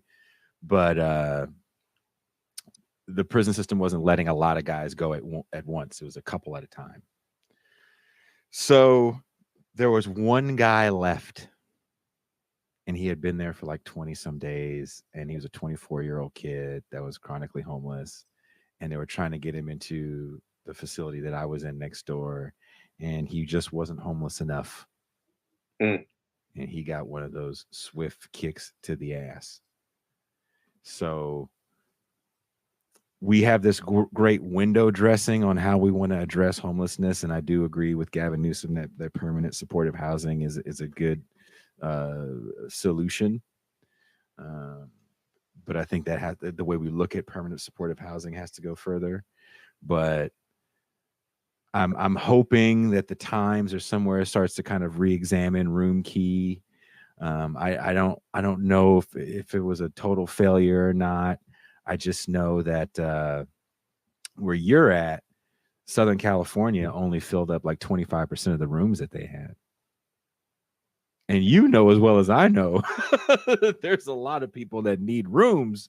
Yeah. In SoCal, like you said, there's a camp down the street from you that should have had outreach workers putting them in a facility. But again, you have to answer like, I want to say 100 questions to be homeless enough. Well, also, it's like, okay, so you're supposed to immediately turn around and trust the government and the authorities that has been, either hostile or indifferent for, right, all the time on the street, right? Like, that's a pretty big ask, like, does the government really have your back? I mean, or is it just another attempt to make it look like they do for performative purposes, right? I mean, and it's probably that, let's be honest, right? Like, and also it's like, well, how do you spend the money? Like if you wanted to, I mean, there's efficient and inefficient ways of housing people, like, I mean, any effort is better than nothing, but like paying hotels the going rate, I mean, come on, like that's they did pay the going rate. Yeah, that's the least efficient use of state money that I could think of. If if you wanted to make a dent in the housing situation, use the power of the government, use eminent domain, like, or just build housing, right? And I mean, the government can do so much more than what it does, it just doesn't want to upset any capitalist, right? It doesn't want to step on any private property anywhere, right? Wants to make sure that landlords still get their, I mean, this is just what it's like what the capitalist state does, right? Shovel money toward the wealthy and corporations. And, it's an extremely inefficient way of dealing with social problems, to say the least, right? It almost feels like, and I don't think this is the case, like they want these great big problems. They want these failures on a massive level. And I'm sure they don't. I mean, nobody wants to be holding the bag on a failure like that. But yeah, it feels like if this fails, then socialism fails in some way, shape, or form. Even though Gavin Newsom is miles away from being a socialist or even embodying anything in that world. I still think politicians want to have a program that they can hang their hat on and say, that's why I'm a man of the people, because I did this program. Obama's always going to be able to hang his hat on Obamacare. For whatever failure it has, he'll be able to say, but what did you motherfuckers have before me? Yeah. He'll always be able to say that. So will Joe Biden. And as much as I loved the spirit of the program, we have these empty hotels. We're going to give these people 3 meals a day. When I got in the inner workings of the system, it kind of disgusted me how it works. And I would say more from the nonprofit level than even from the government level. Like the government had no idea what the nonprofit was doing. And you know, I'm gone from the company now. I can say it on air, and I don't have a lawsuit against them. I spilled the beans to the county about what was going on from a violence standpoint, from a procedural standpoint, from a non-testing for COVID having outbreak standpoint. And one of the people from the county whose job it was to actually like check on the facility was like, I didn't know any of this was happening. They're like, we've heard stories, but whenever we go to management, they're like, no, there's no problems here. Because you get so much money for a filled bed. Yeah. You know, housing homeless people is a business. Don't ever get it twisted. A very profitable business. Big philanthropy, you know, charity. It's like there's a symbiotic relationship there between the problems of capitalism and then the solutions that capitalism suggests for the problems of capitalism, right? And you know, there's whose interest is it to eliminate the actual problem, right? I mean, the problem's a prop. It's Batman. Yeah, it's Batman. There's a issue of Batman. If you Google it, you can find it, where Alfred calls out Bruce Wayne and says, you know, you're the richest man in Gotham. You could fix all these problems if you just hired everybody. And it's pretty hilarious. I have to read that comic. I've seen the panel, you know. You know what I'm talking about. And I was like, is this for real? I didn't read, you know, but I only saw like that one image. And, you know, the internet, you see images out of context all the time, right? I mean, Batman goes on to, you know, give some reason why he has to fight for. Yeah. It has to do with his parents. Hey, is that Phoenix right there? That's Phoenix. Phoenix. Grandma wants to say hi. Look, Phoenix is Santa. Okay. You know, okay. Sorry. I'm sorry. He is mad at me. I am not dad of the year right now. He wants to watch his show, and this is a big screen computer, so he can watch his. If you can hear him, he's asking to watch his favorite show. Phoenix, can you go get your mom?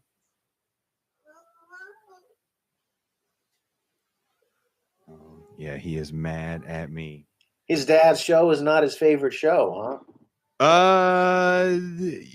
He's an interesting cat because it is and it isn't. He also thinks that every black man on TV is me. Aww. His mom was watching a Kobe Bryant documentary, and that little motherfucker was yelling out, "Daddy!" I was like, "I'm not Kobe, not 6'9". Quit making Daddy insecure. I think if your son mistakes, Kobe for you, that's a good. It's a good mistake. It literally is any black bald man is me on television. Because he sees me on there, he's like, "Oh, it's just another black bald guy. It's Daddy." Which I don't know. None of my other kids ever did it. Just his crazy black ass. Lovely child. Is there any new books you're writing, Dr. Bair? Are you working on anything that we should know about? You know, I do have this hope that I'm going to be able to write a textbook that's like an intro to economics textbook, but from a critical perspective. But I haven't been able to get to that because I've been, you know, so busy like with my content. I mean, I'm kind of like I'm behind all the time, right? Because it's like I'm teaching and I have to be like recording and editing and stuff. Probably the next thing you're going to see from me is a video about the post 1978 China, that, after the reforms. Because I think of Chinese, like I've done 2 so far, right? I did one, the Qing dynasty and the warlord period, right? The precursors to the revolution in China, 1949 revolution.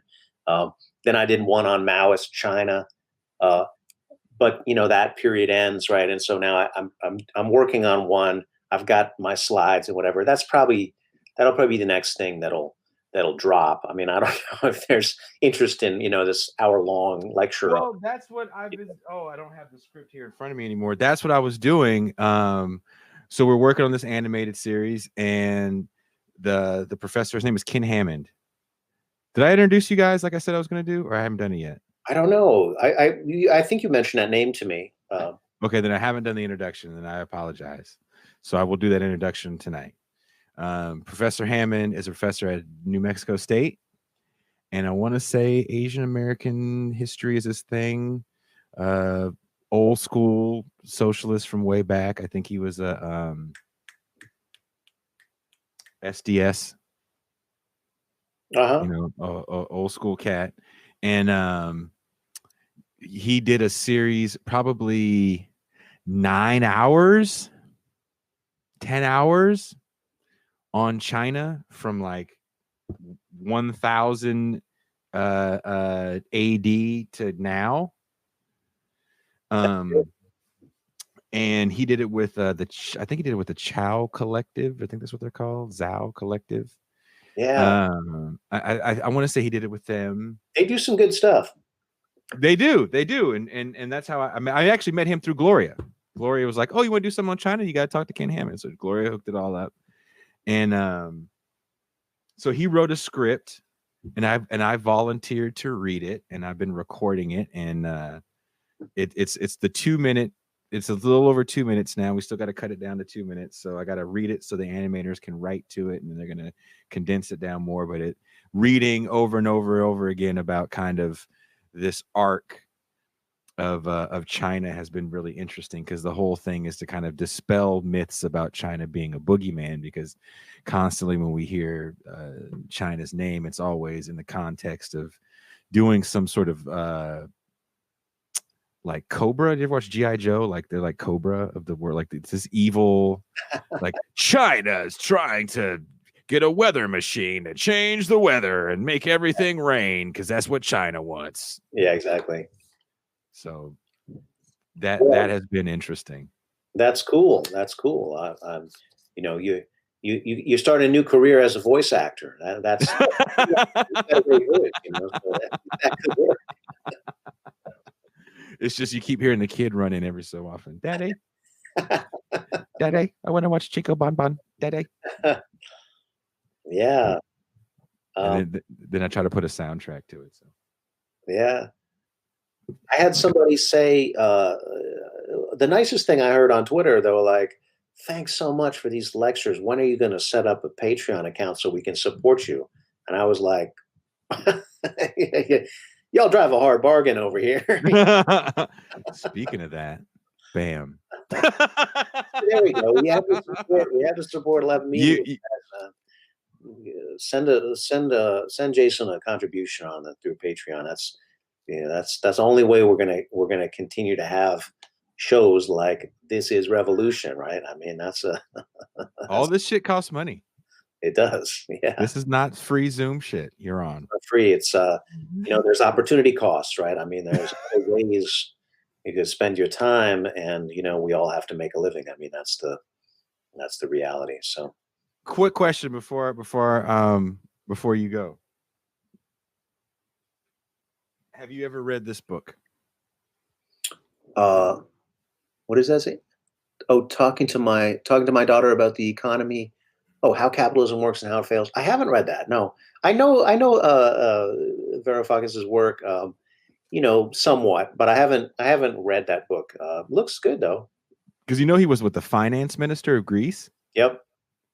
Yeah, I mean, he became famous for taking a very public position against austerity in Europe. Yeah.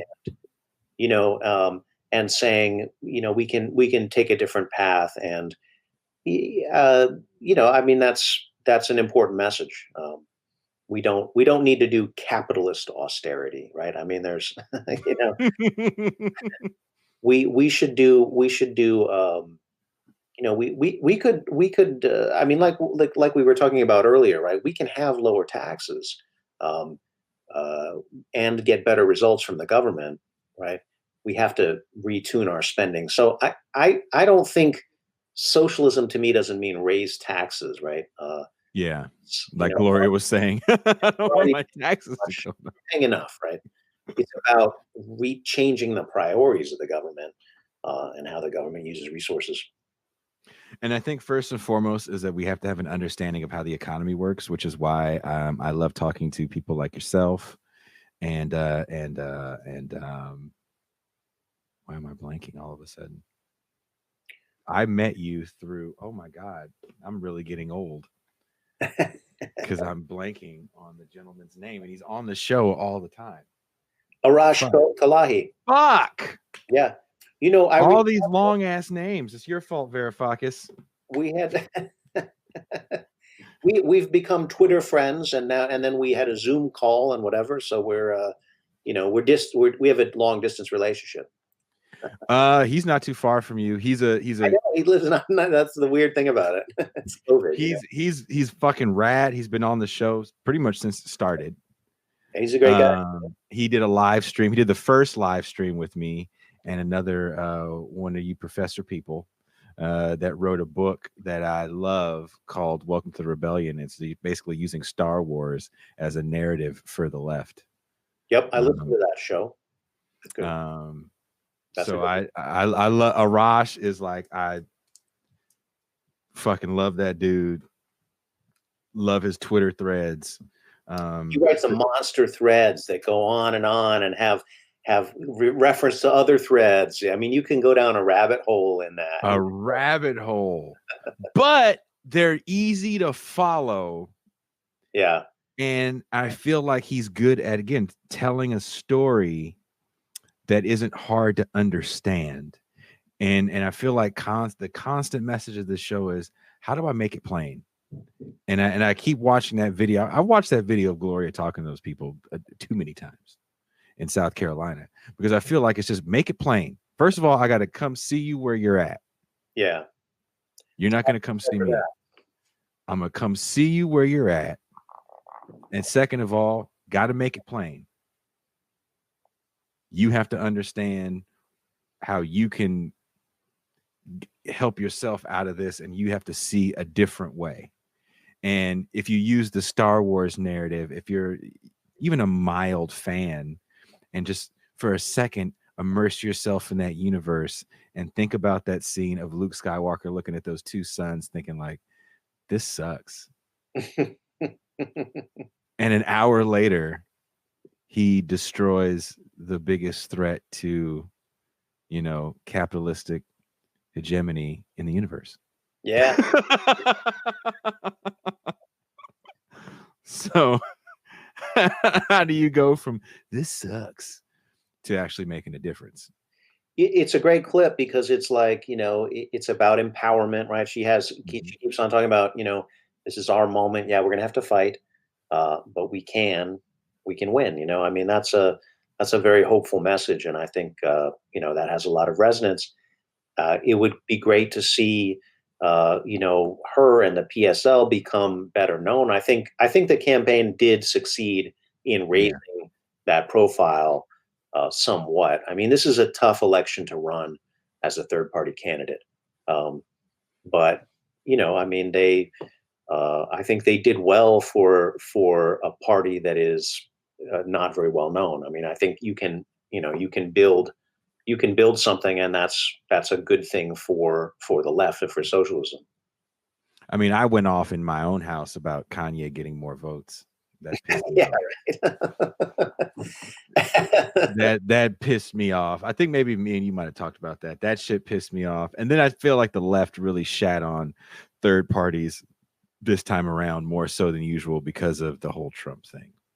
It's a dangerous thing. It's a dangerous thing for us to say, yeah, we have a democracy, but you better not vote how you want, I mean, what the hell is that, right? I mean, that's an anti-democratic message, you know? And we have a lot of these anti-democratic messages, you know? It was crazy to me because I start seeing these things about the Electoral College. I mean, in defense of the Electoral College and for people to say it's on equity grounds. I mean, this to me is absolutely absurd, you know? I mean, the Electoral College was created to bring the slaveholding states into the Union, right? I mean, can you do a quick history lesson for us, sans the writing down? Without the dry erase board. So I just think it's crazy that people would say like, oh yes, and this helps, you know, underrepresented or, you know, states that don't have as much population to be recognized. And it's like, the state is not the relevant unit. Who the hell cares whether a state is, you know, democracy is one person, one vote, right? Like, it shouldn't matter where the hell you live, right? It doesn't matter that California is a more populous state than South Dakota, right? One person, one vote. You don't need the Electoral College. The Electoral College literally adds nothing to that and creates the possibility that the popular vote in the Electoral College, I mean, we've seen this, right? That they diverge. I mean, we saw this in the last election. I mean, so that's not good, right? That's anti-democratic. Why on earth do we go with that, right? When we have a culture that supposedly uplifts democracy, right? Uplifts voting. Why do we weaken it all the time, right? That's not good. So I know it's a tough moment to run third party, but I think you can still do good work running third party. It was interesting because I even had friends that are more on the liberal side of things that were defending the Electoral College, like, oh, we just need to reform it because it's a good thing because there's states that are smaller that need the Electoral College. I'm like, well, what, like you said, what do they need it for? I don't understand. Yeah, they have their own bills that they vote on in their state. Yeah, that has nothing to do with. It's not Rhode Island that votes for something. Oh, we need Rhode Island to be represented. Who the fuck cares? The people of Rhode Island need to be represented, right? I mean, that's what makes it, you know. Which is so funny, and I think that there's something to be said about the Democratic Party being really good at pushing diversity. Like there's a gentleman named Eugene Puryear that I believe is part of Gloria's party. Super smart cat. And he had posted or retweeted Joe Biden's cabinet. And he's like, this is nothing is going to fundamentally change cabinet picks. Yeah. And there was like a black guy on it, but I think he worked in the fossil fuel industry. So it's like, but you know, it's diverse. There's going to be a woman that's the head of the Pentagon, and it's diverse. Yeah. That's what diversity looks like. Everybody can stick a foot in your ass. Not just an old white guy. A young Latin woman can stick a foot, just get it in there, and that's equality. I mean, that if that's what it looks like, a lot of people, I think, this is part of the backlash. You know, like a lot of people are saying, "Well, I don't want that." Right? I mean, that's where these protest votes come in, and you know, I think it's very dangerous to not look at that. You know. Mm-hmm.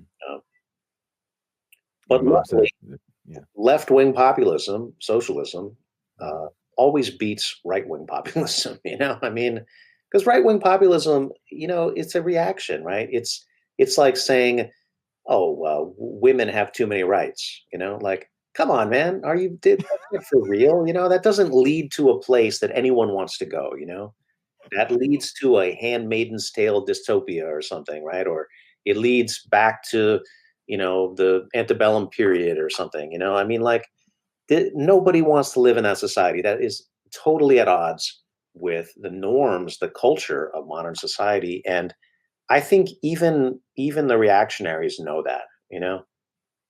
It's a kind of cry of pain, you know. It's not real policy that comes out of you know, this movement. It's a cry against the status quo. And you need a good answer to that. You know, you need to say, yeah, here's how we restructure things to make this society truly work for everybody.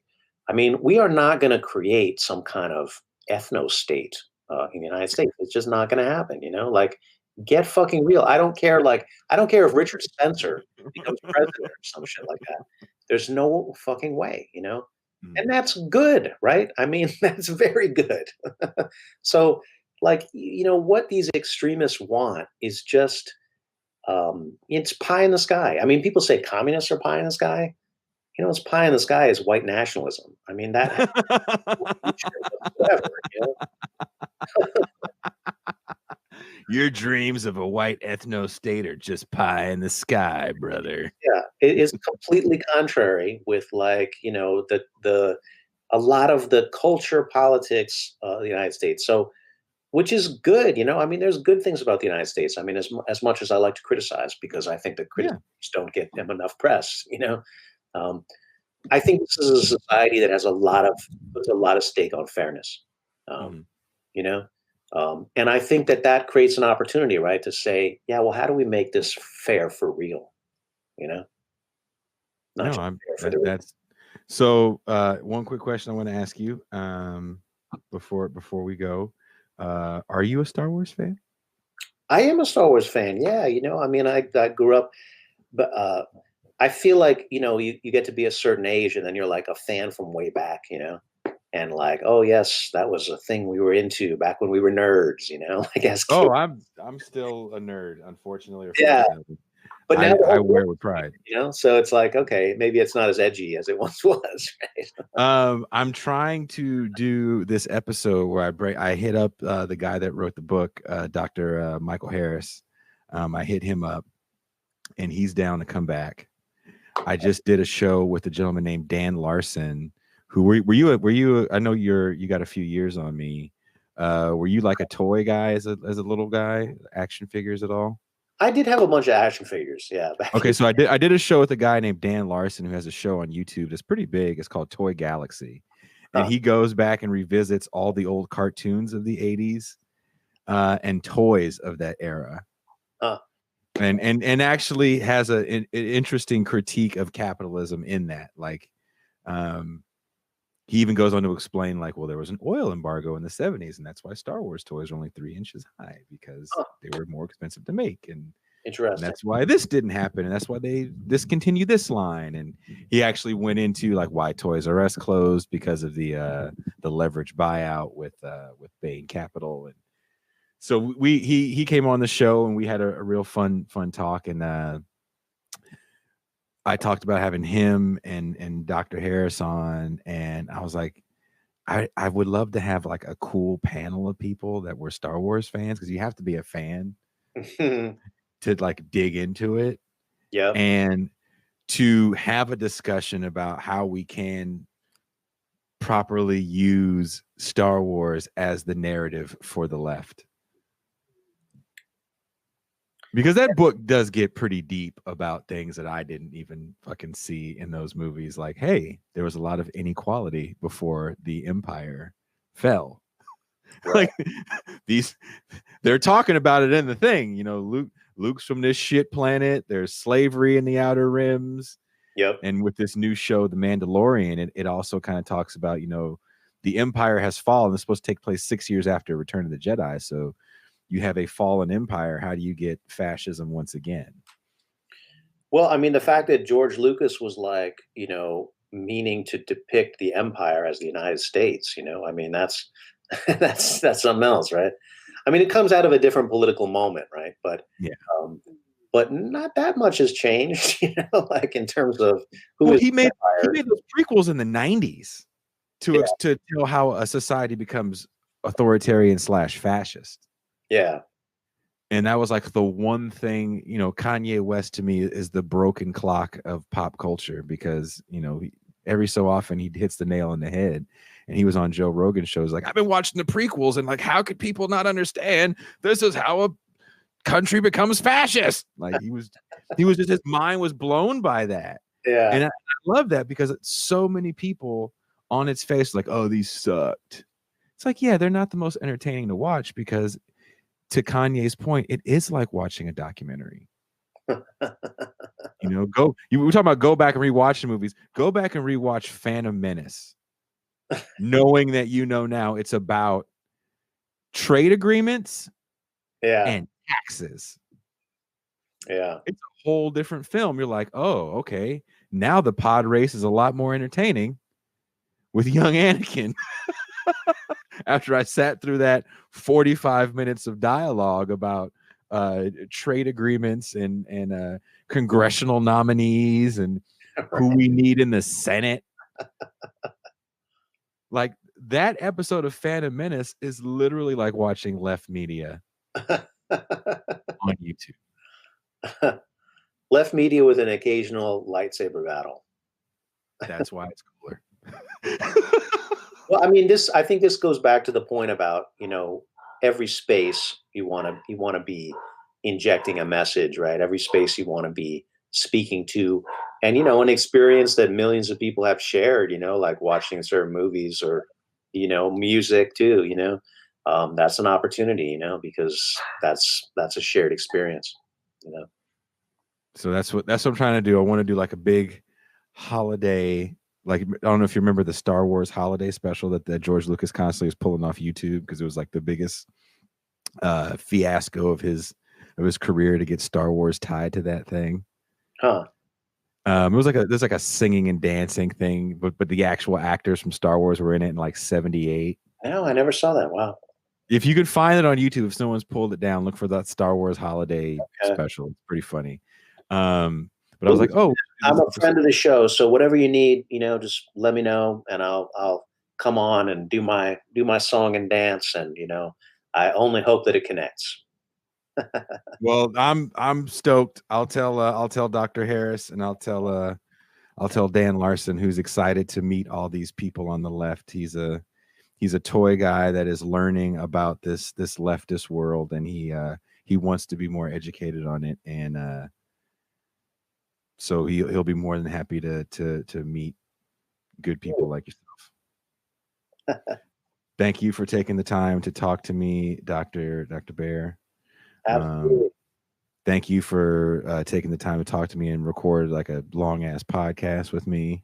That was a lot of fun. That was a lot of fun. Yeah, good conversation, and I appreciate the questions, and I think I see you as somebody who's always learning, and I think that's a good example, right? Because we all, whatever it is we know very little, Mm-hmm. We're all students here, What is that saying? The more I learn, the more I realize I didn't know. Yeah, right. I feel that shit bites me in the ass at least twice a day. You must be learning at a very rapid rate then. I gotta learn a little faster than these badass kids. Someone says oh man, we missed all these comments. Can you say hi to my cousin Nick Gurr? Oh my goodness. Hello, Nick Gurr. I'm so sorry you're in the hospital. Is Nick okay? Hopefully this cat is okay. I hate to hear anybody in the hospital. I'm going to play a clip of Dr. Bair on my show. Just subscribe to his YouTube channel, please, so he can get 1,000 subscriptions and he can start monetizing it. I've no plan to do any of that. Hey, I'm trying to push. It doesn't cost nobody any money to subscribe. That's a click a goddamn button. Click the button. If you like lengthy lectures about economic theory, then hit the button. If not, we're going to figure out. Look, I'm going to figure out how to put a soundtrack to your lectures. Would you like that? Can I give you at least a soundtrack? Okay. I mean, yeah, it's going to be like that Brand Nubian song. If you want it like that, if you want a mellow, we can do them hard. I don't know if you can see the instruments behind me. I got to bring some stuff home. You got to find the right clip, I think, If you let me, I will soundtrack the shit out of all the stuff you say. You'd be the hardest dude out there. They'll be like, damn, when is Dr. Bair coming out with another one of them fire mixtapes? Maybe you need to create a parody channel. Like, damn, I never seen a YouTuber with less than 200 subscriptions have his own parody channel. Hey, I put Gloria's up, and somebody was trying to be an a-hole and troll on it. And they were like, oh, she's full of shit. And they said something else. And the last comment was, I can't lie, man. This is a fire beat or something like that. Oh shit. They can't even troll because it's so good. I mean, that was the whole plan. Like, look, if I can put a beat, like if I have to make it, you can ask. My girl's not here. Because she works too in front of a computer, and she looks over and sees me like, God damn, and I'm just like getting fired up. I'm like, this one right here. That's great. So, I want you guys. I'm gonna, as Dr. Bair signs off, I am going to play his clip that I edited on the show. And also, I do want to add this. I have very long conversations with people because we talk beforehand, and if they have time, we talk afterwards. So sometimes we're talking for a couple hours. Trying to get less than 5 minutes out of those conversations is hard. Yeah. And your clip is like 6:57. Yeah. Because I was like, nope, can't cut it here. And if you see my note paper, I have a note paper where okay, here's where I'm going to cut the clip. I write the beats around where I'm going to cut it, and then cut it here, and then I'll hear another thing you say, and I go, no, we got to start here. And you want to include that? Keep it all in. We're doing it live. Fuck it. So it's frustrating to make, and if you see the notes, it looks like a madman scribbling. Like that movie 23 with what's that fucking guy's name? The funny white guy. He was in The Mask. Jim Carrey. Yeah. It looks like that all over the place. It's just random numbers that make no sense to anyone but me. But I'm very, very happy with the finished product on yours. Thank you again, Mike Cobra, for making the visuals on that. He's the one that finds the picture of you and gets the shit just right. So it's like, that came out great. So I'm very proud of that one, and I've been trying to blast it out on the social medias as much as possible. Yeah. But Facebook just banned all political boosting any political posts. So Twitter's where it's at, I guess. Twitter's where it's at. So if you guys see Dr. Bair's face with "This is Revolution" by it, and you click it, and all of a sudden you hear like a fire ass beat. Subscribe. That's right. And share. All right, Dr. Bair. Thanks again for having me, man. Hey, thank you. Thank you so much. All right. Have a good night. All right, guys. I do have one more special guest coming tonight. But before that guest comes on, I do want to play this clip real quick, and then I will get the last special guest. On the private prison necessarily, I think that's a problem. But even without that, like some of the worst prisons are state prisons.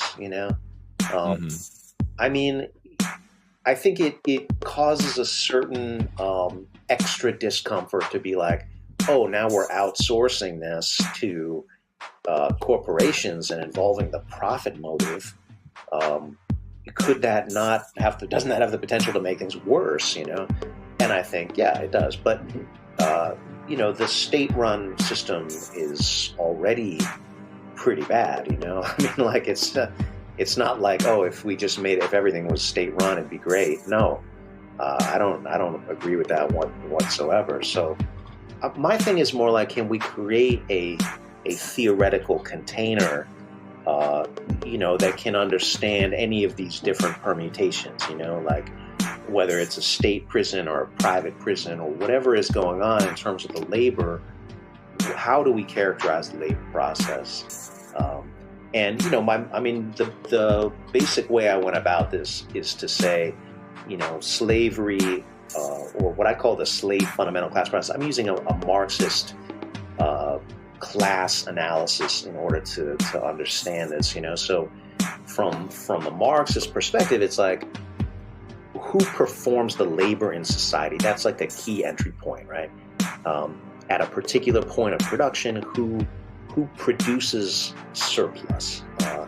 And so surplus is defined by that which is above the needs of the direct producer. So the necessary surplus labor distinction Now, in prisons, this is complicated because prisons involve welfare, right? Like the inmates receive a whole bundle of consumption goods regardless of whether they perform labor or not, right? So that's what we mean by welfare, right? Like it's a universal provision. And so housing, exactly. Food, healthcare. Exactly, right. And, you know, this is pretty rare to find that in the United States, right? The forms of welfare that we have are fairly weak, right? I mean, we have like aid to families with dependent children, right? We have SNAP, we have Social Security, right? All of these are limited forms of welfare, right? But they're not necessarily all that comprehensive, right? I mean, like talk to somebody whose only income is Social Security, right? Like, are all of their needs met by that, right? I mean, it's certainly better than nothing, right? But prison has a very comprehensive form of welfare, and that has to be taken into account because the needs of the inmates, you know, for food, clothing, shelter, and many other things are met, right? So, and this is where I hate to cut you off, and let's table that point that you're making, because this is where I think a lot of the argument comes into play. As I was telling Dr. Bair off air, I was having a discussion with someone, family member, and they volunteer at a youth facility here in the Bay Area, and their point was there was some protesting going on in California. There's been people protesting the prison system. Definitely been a lot of COVID problems with the way the wardens are handling everything. That's a whole nother topic for a whole nother show. And they've been calling for the release of a lot of prisoners. And also there's that whole ICE component where a lot of people are getting released, literally serving their time, and then going to another ICE facility, then getting kicked out of the country as a whole. The Guardian did a great piece on that. I can link that. But their point was that this youth facility for a lot of kids was better than home, quote unquote. Therefore, the youth facility is a good place. And I've also heard that argument for prison, where usually you hear this from law enforcement. Well, these people are going to steal so they can go to jail and actually get a bed for the night or the month or whatever the situation may be. So to your point about welfare, quote unquote. Yeah. To me, these are arguments for communism that I'm hearing. You know, they're just in a very distorted form. Like, should we allow people to perish because they can't afford food? Should we allow people to sleep on the street because they can't afford rent? I mean, is that okay? Does a civilized society do that, right? I mean, I don't think so, honestly. I think it's pretty clear. Like, we have the wealth to give everyone the basics, right? We can give everyone a decent life. And why don't we, you know? I mean, like let's ask the question that way, you know? Let's not start with, okay, well, society is like this, blah, blah, blah. Well, no, that's not a good place to start, right? Because the way that society is organized is absurdly cruel, right? We don't start there. We start with, what should it look like, you know? I mean, that provides some clarity, you know?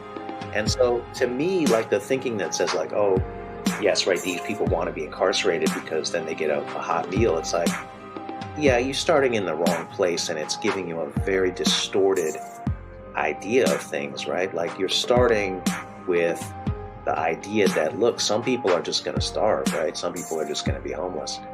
I don't accept that as a starting point, you know? I think that's a pointlessly cruel starting point. I think we could do a lot better than that. To hear the rest of this show and more, you can find us at This is Revolution Podcast, Apple Podcasts, Spotify, Podbean, SoundCloud, and more. All right, we are back. And if you can hear some chatter in the background, that is Phoenix Joaquin watching his favorite show, Chico Bon Bon. He insisted on watching it, and he is watching it. behind us. Thank you again, Gloria La Riva, for coming on. I appreciate you so much. Thank you again, Dr. Bair, for coming on. See, you're with us in spirit always. And I finally have his YouTube channel up. So sometimes I talk about it on the show, but my girlfriend actually works in medical research. And one of the things that have been like kind of dominating a lot of talk about current events is the press releases that have been coming out from companies like Moderna, and I think Pfizer had another one, about their effectiveness of their COVID vaccines. So the music's too loud and it's distracting. I'm sorry. I try to turn it down as low as I can where you can hear it. I will try my best every time to make sure that they're not too distracting. But without any further ado, I'd like to introduce my next guest, medical research extraordinaire,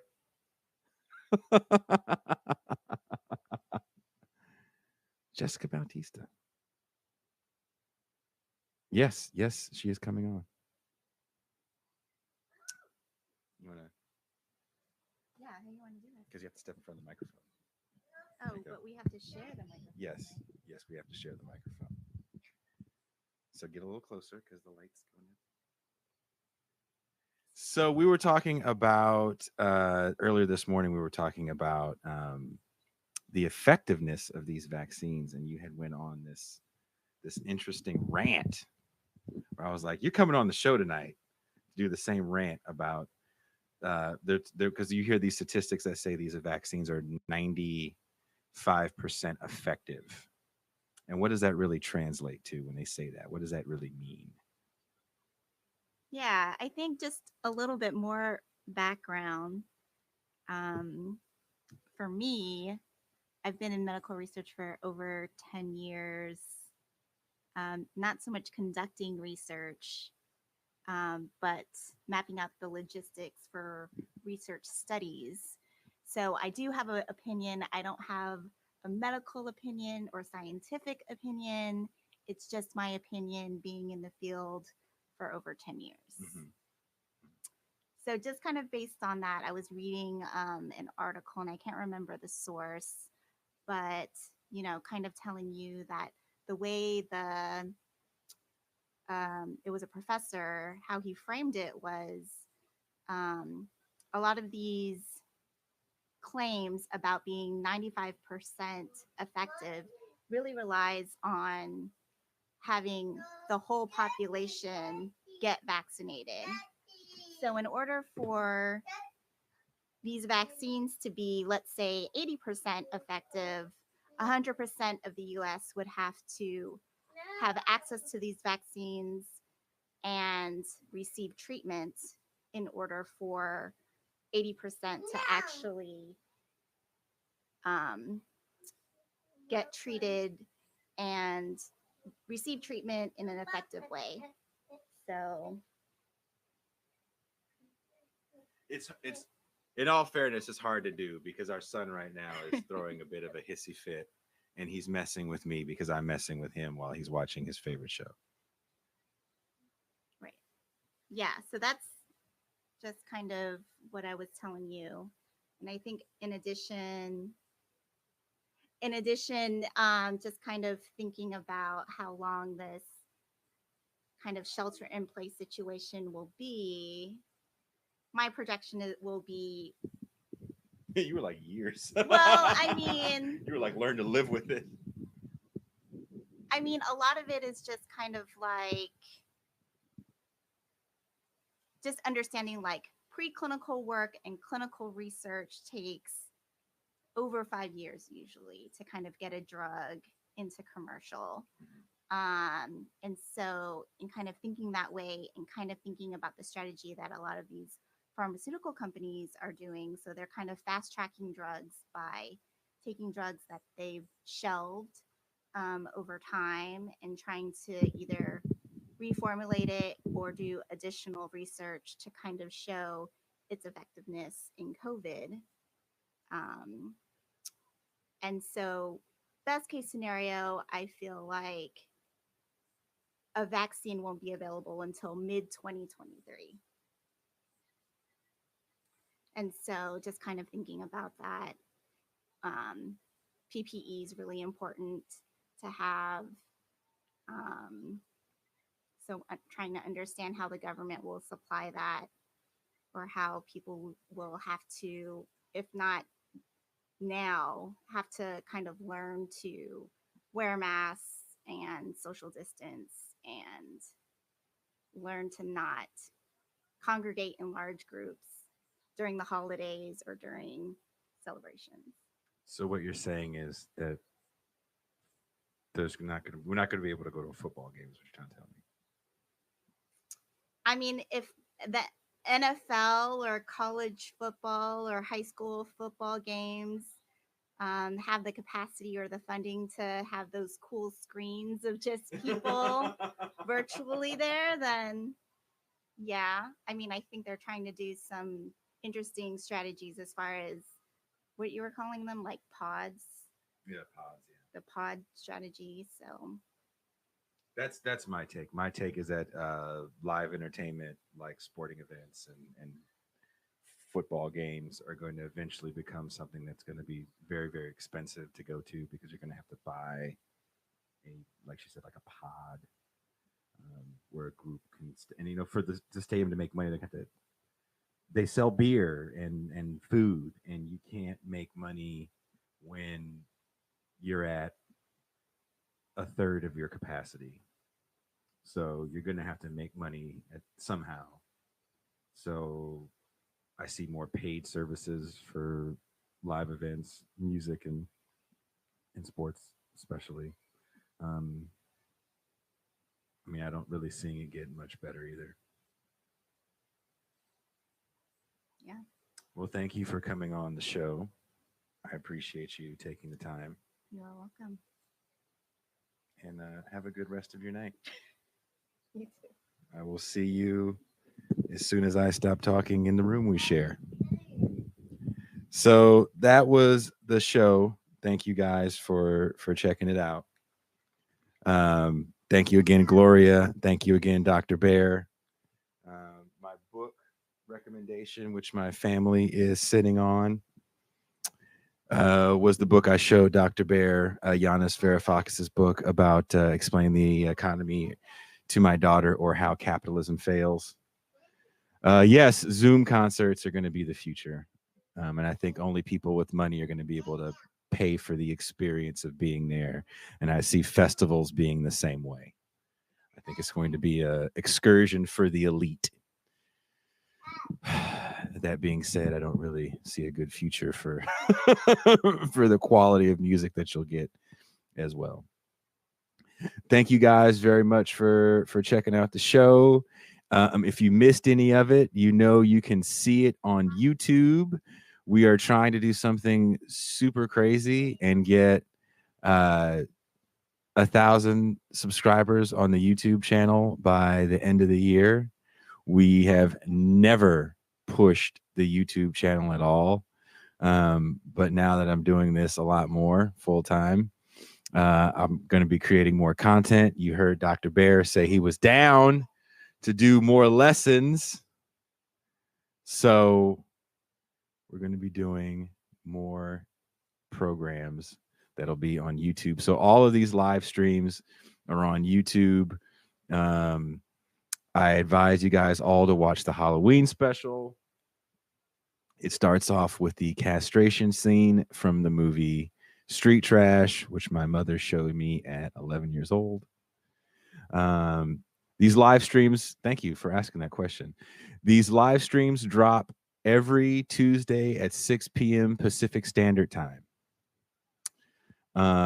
Sometimes we have guests. More often than not, I'm going to have a guest. Now that these have been kind of taken off and more people are watching them, I have to get a little more serious and have actual like production quality before I'd like hit somebody up last minute and be like, dude, let's just do this thing. So now there's some shows that we're planning out, and from, am I saying it right, Carrie Robinson? We're going to be doing more things with Toy Galaxy. So if you're a fan of Dan Larson and Toy Galaxy, his episode is airing, I think, this coming Wednesday. So the podcast, this was Revolution Podcast, airs 7 a.m. Pacific Standard Time.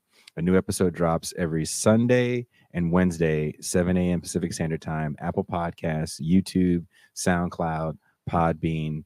The most current episode that's up right now is one I had a lot of fun and we're building even more shows off of, which is an episode I did with Professor Torrey Reed Jr.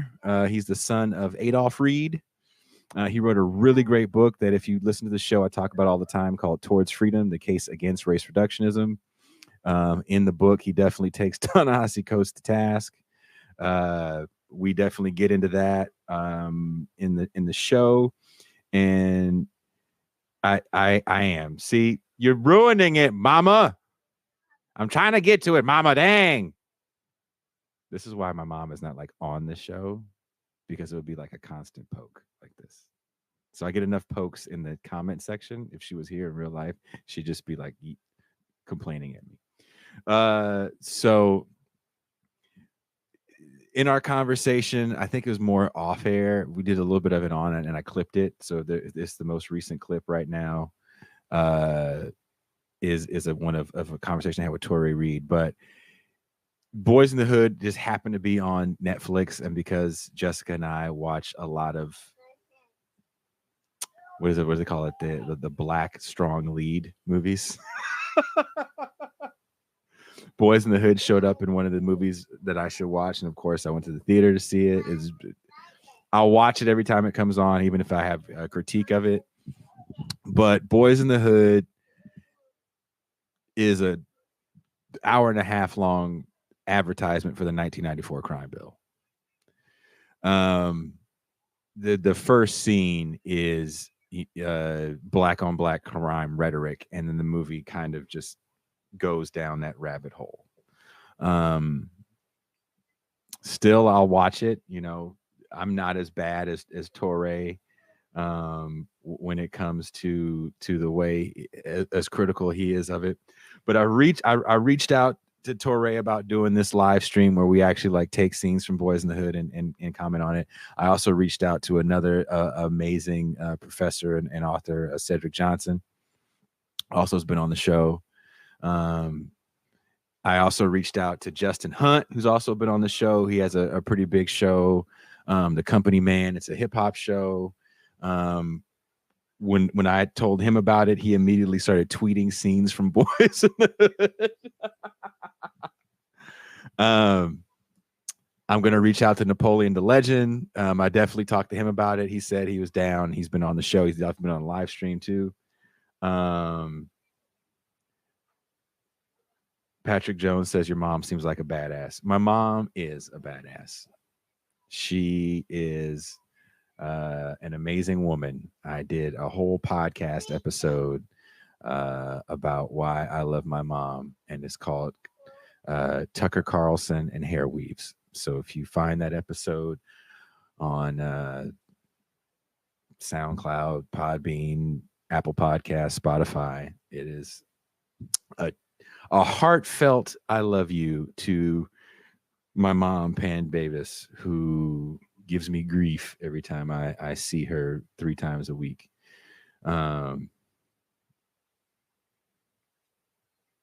But yeah, she's pretty cool. How many people can say their mom got like arrested for protesting?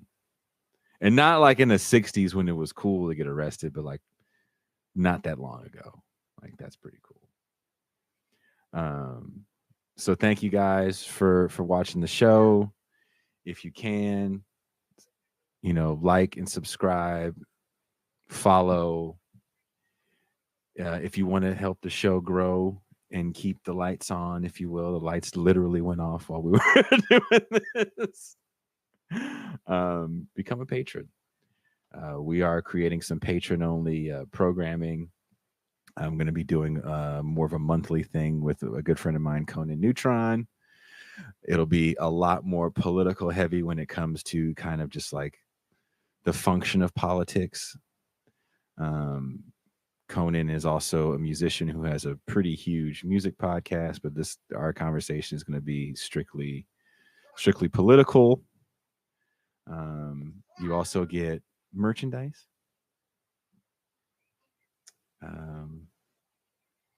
And we're gonna work out how we can figure out how to do these like lessons with Dr. Bair in a patron setting where it's literally like maybe a Zoom call. What do you guys think about that?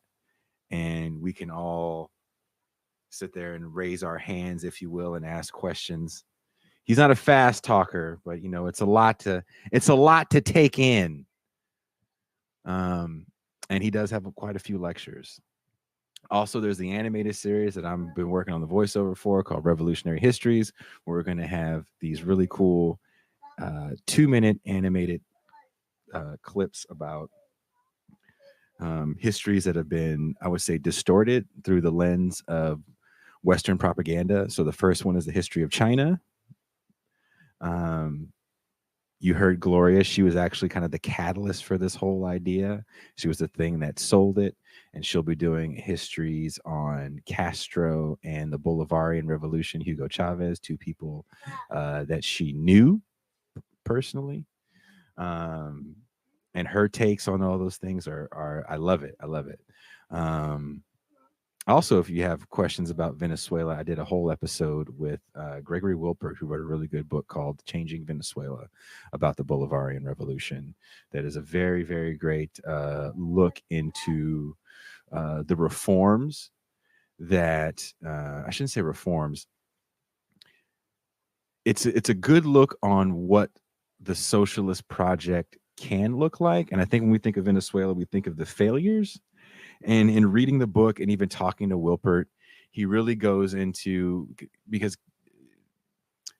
Chavez was constantly trying to figure out how to do it right. And he's constantly questioning himself. It's almost like he's writing out the notes and no, this isn't going to work. We're going to do this. We're going to do this. And the goal is like fairness, right? Equality. And I don't know, good book. Interesting episode. I think makes for good discussions. But thank you guys so much for checking out the show, and I will see y'all next Tuesday. Phoenix, do you want to say goodnight? You want to say it again? Hold on. You want to say it again to the? Okay, well, he's watching his show. So thank you guys. Peace out.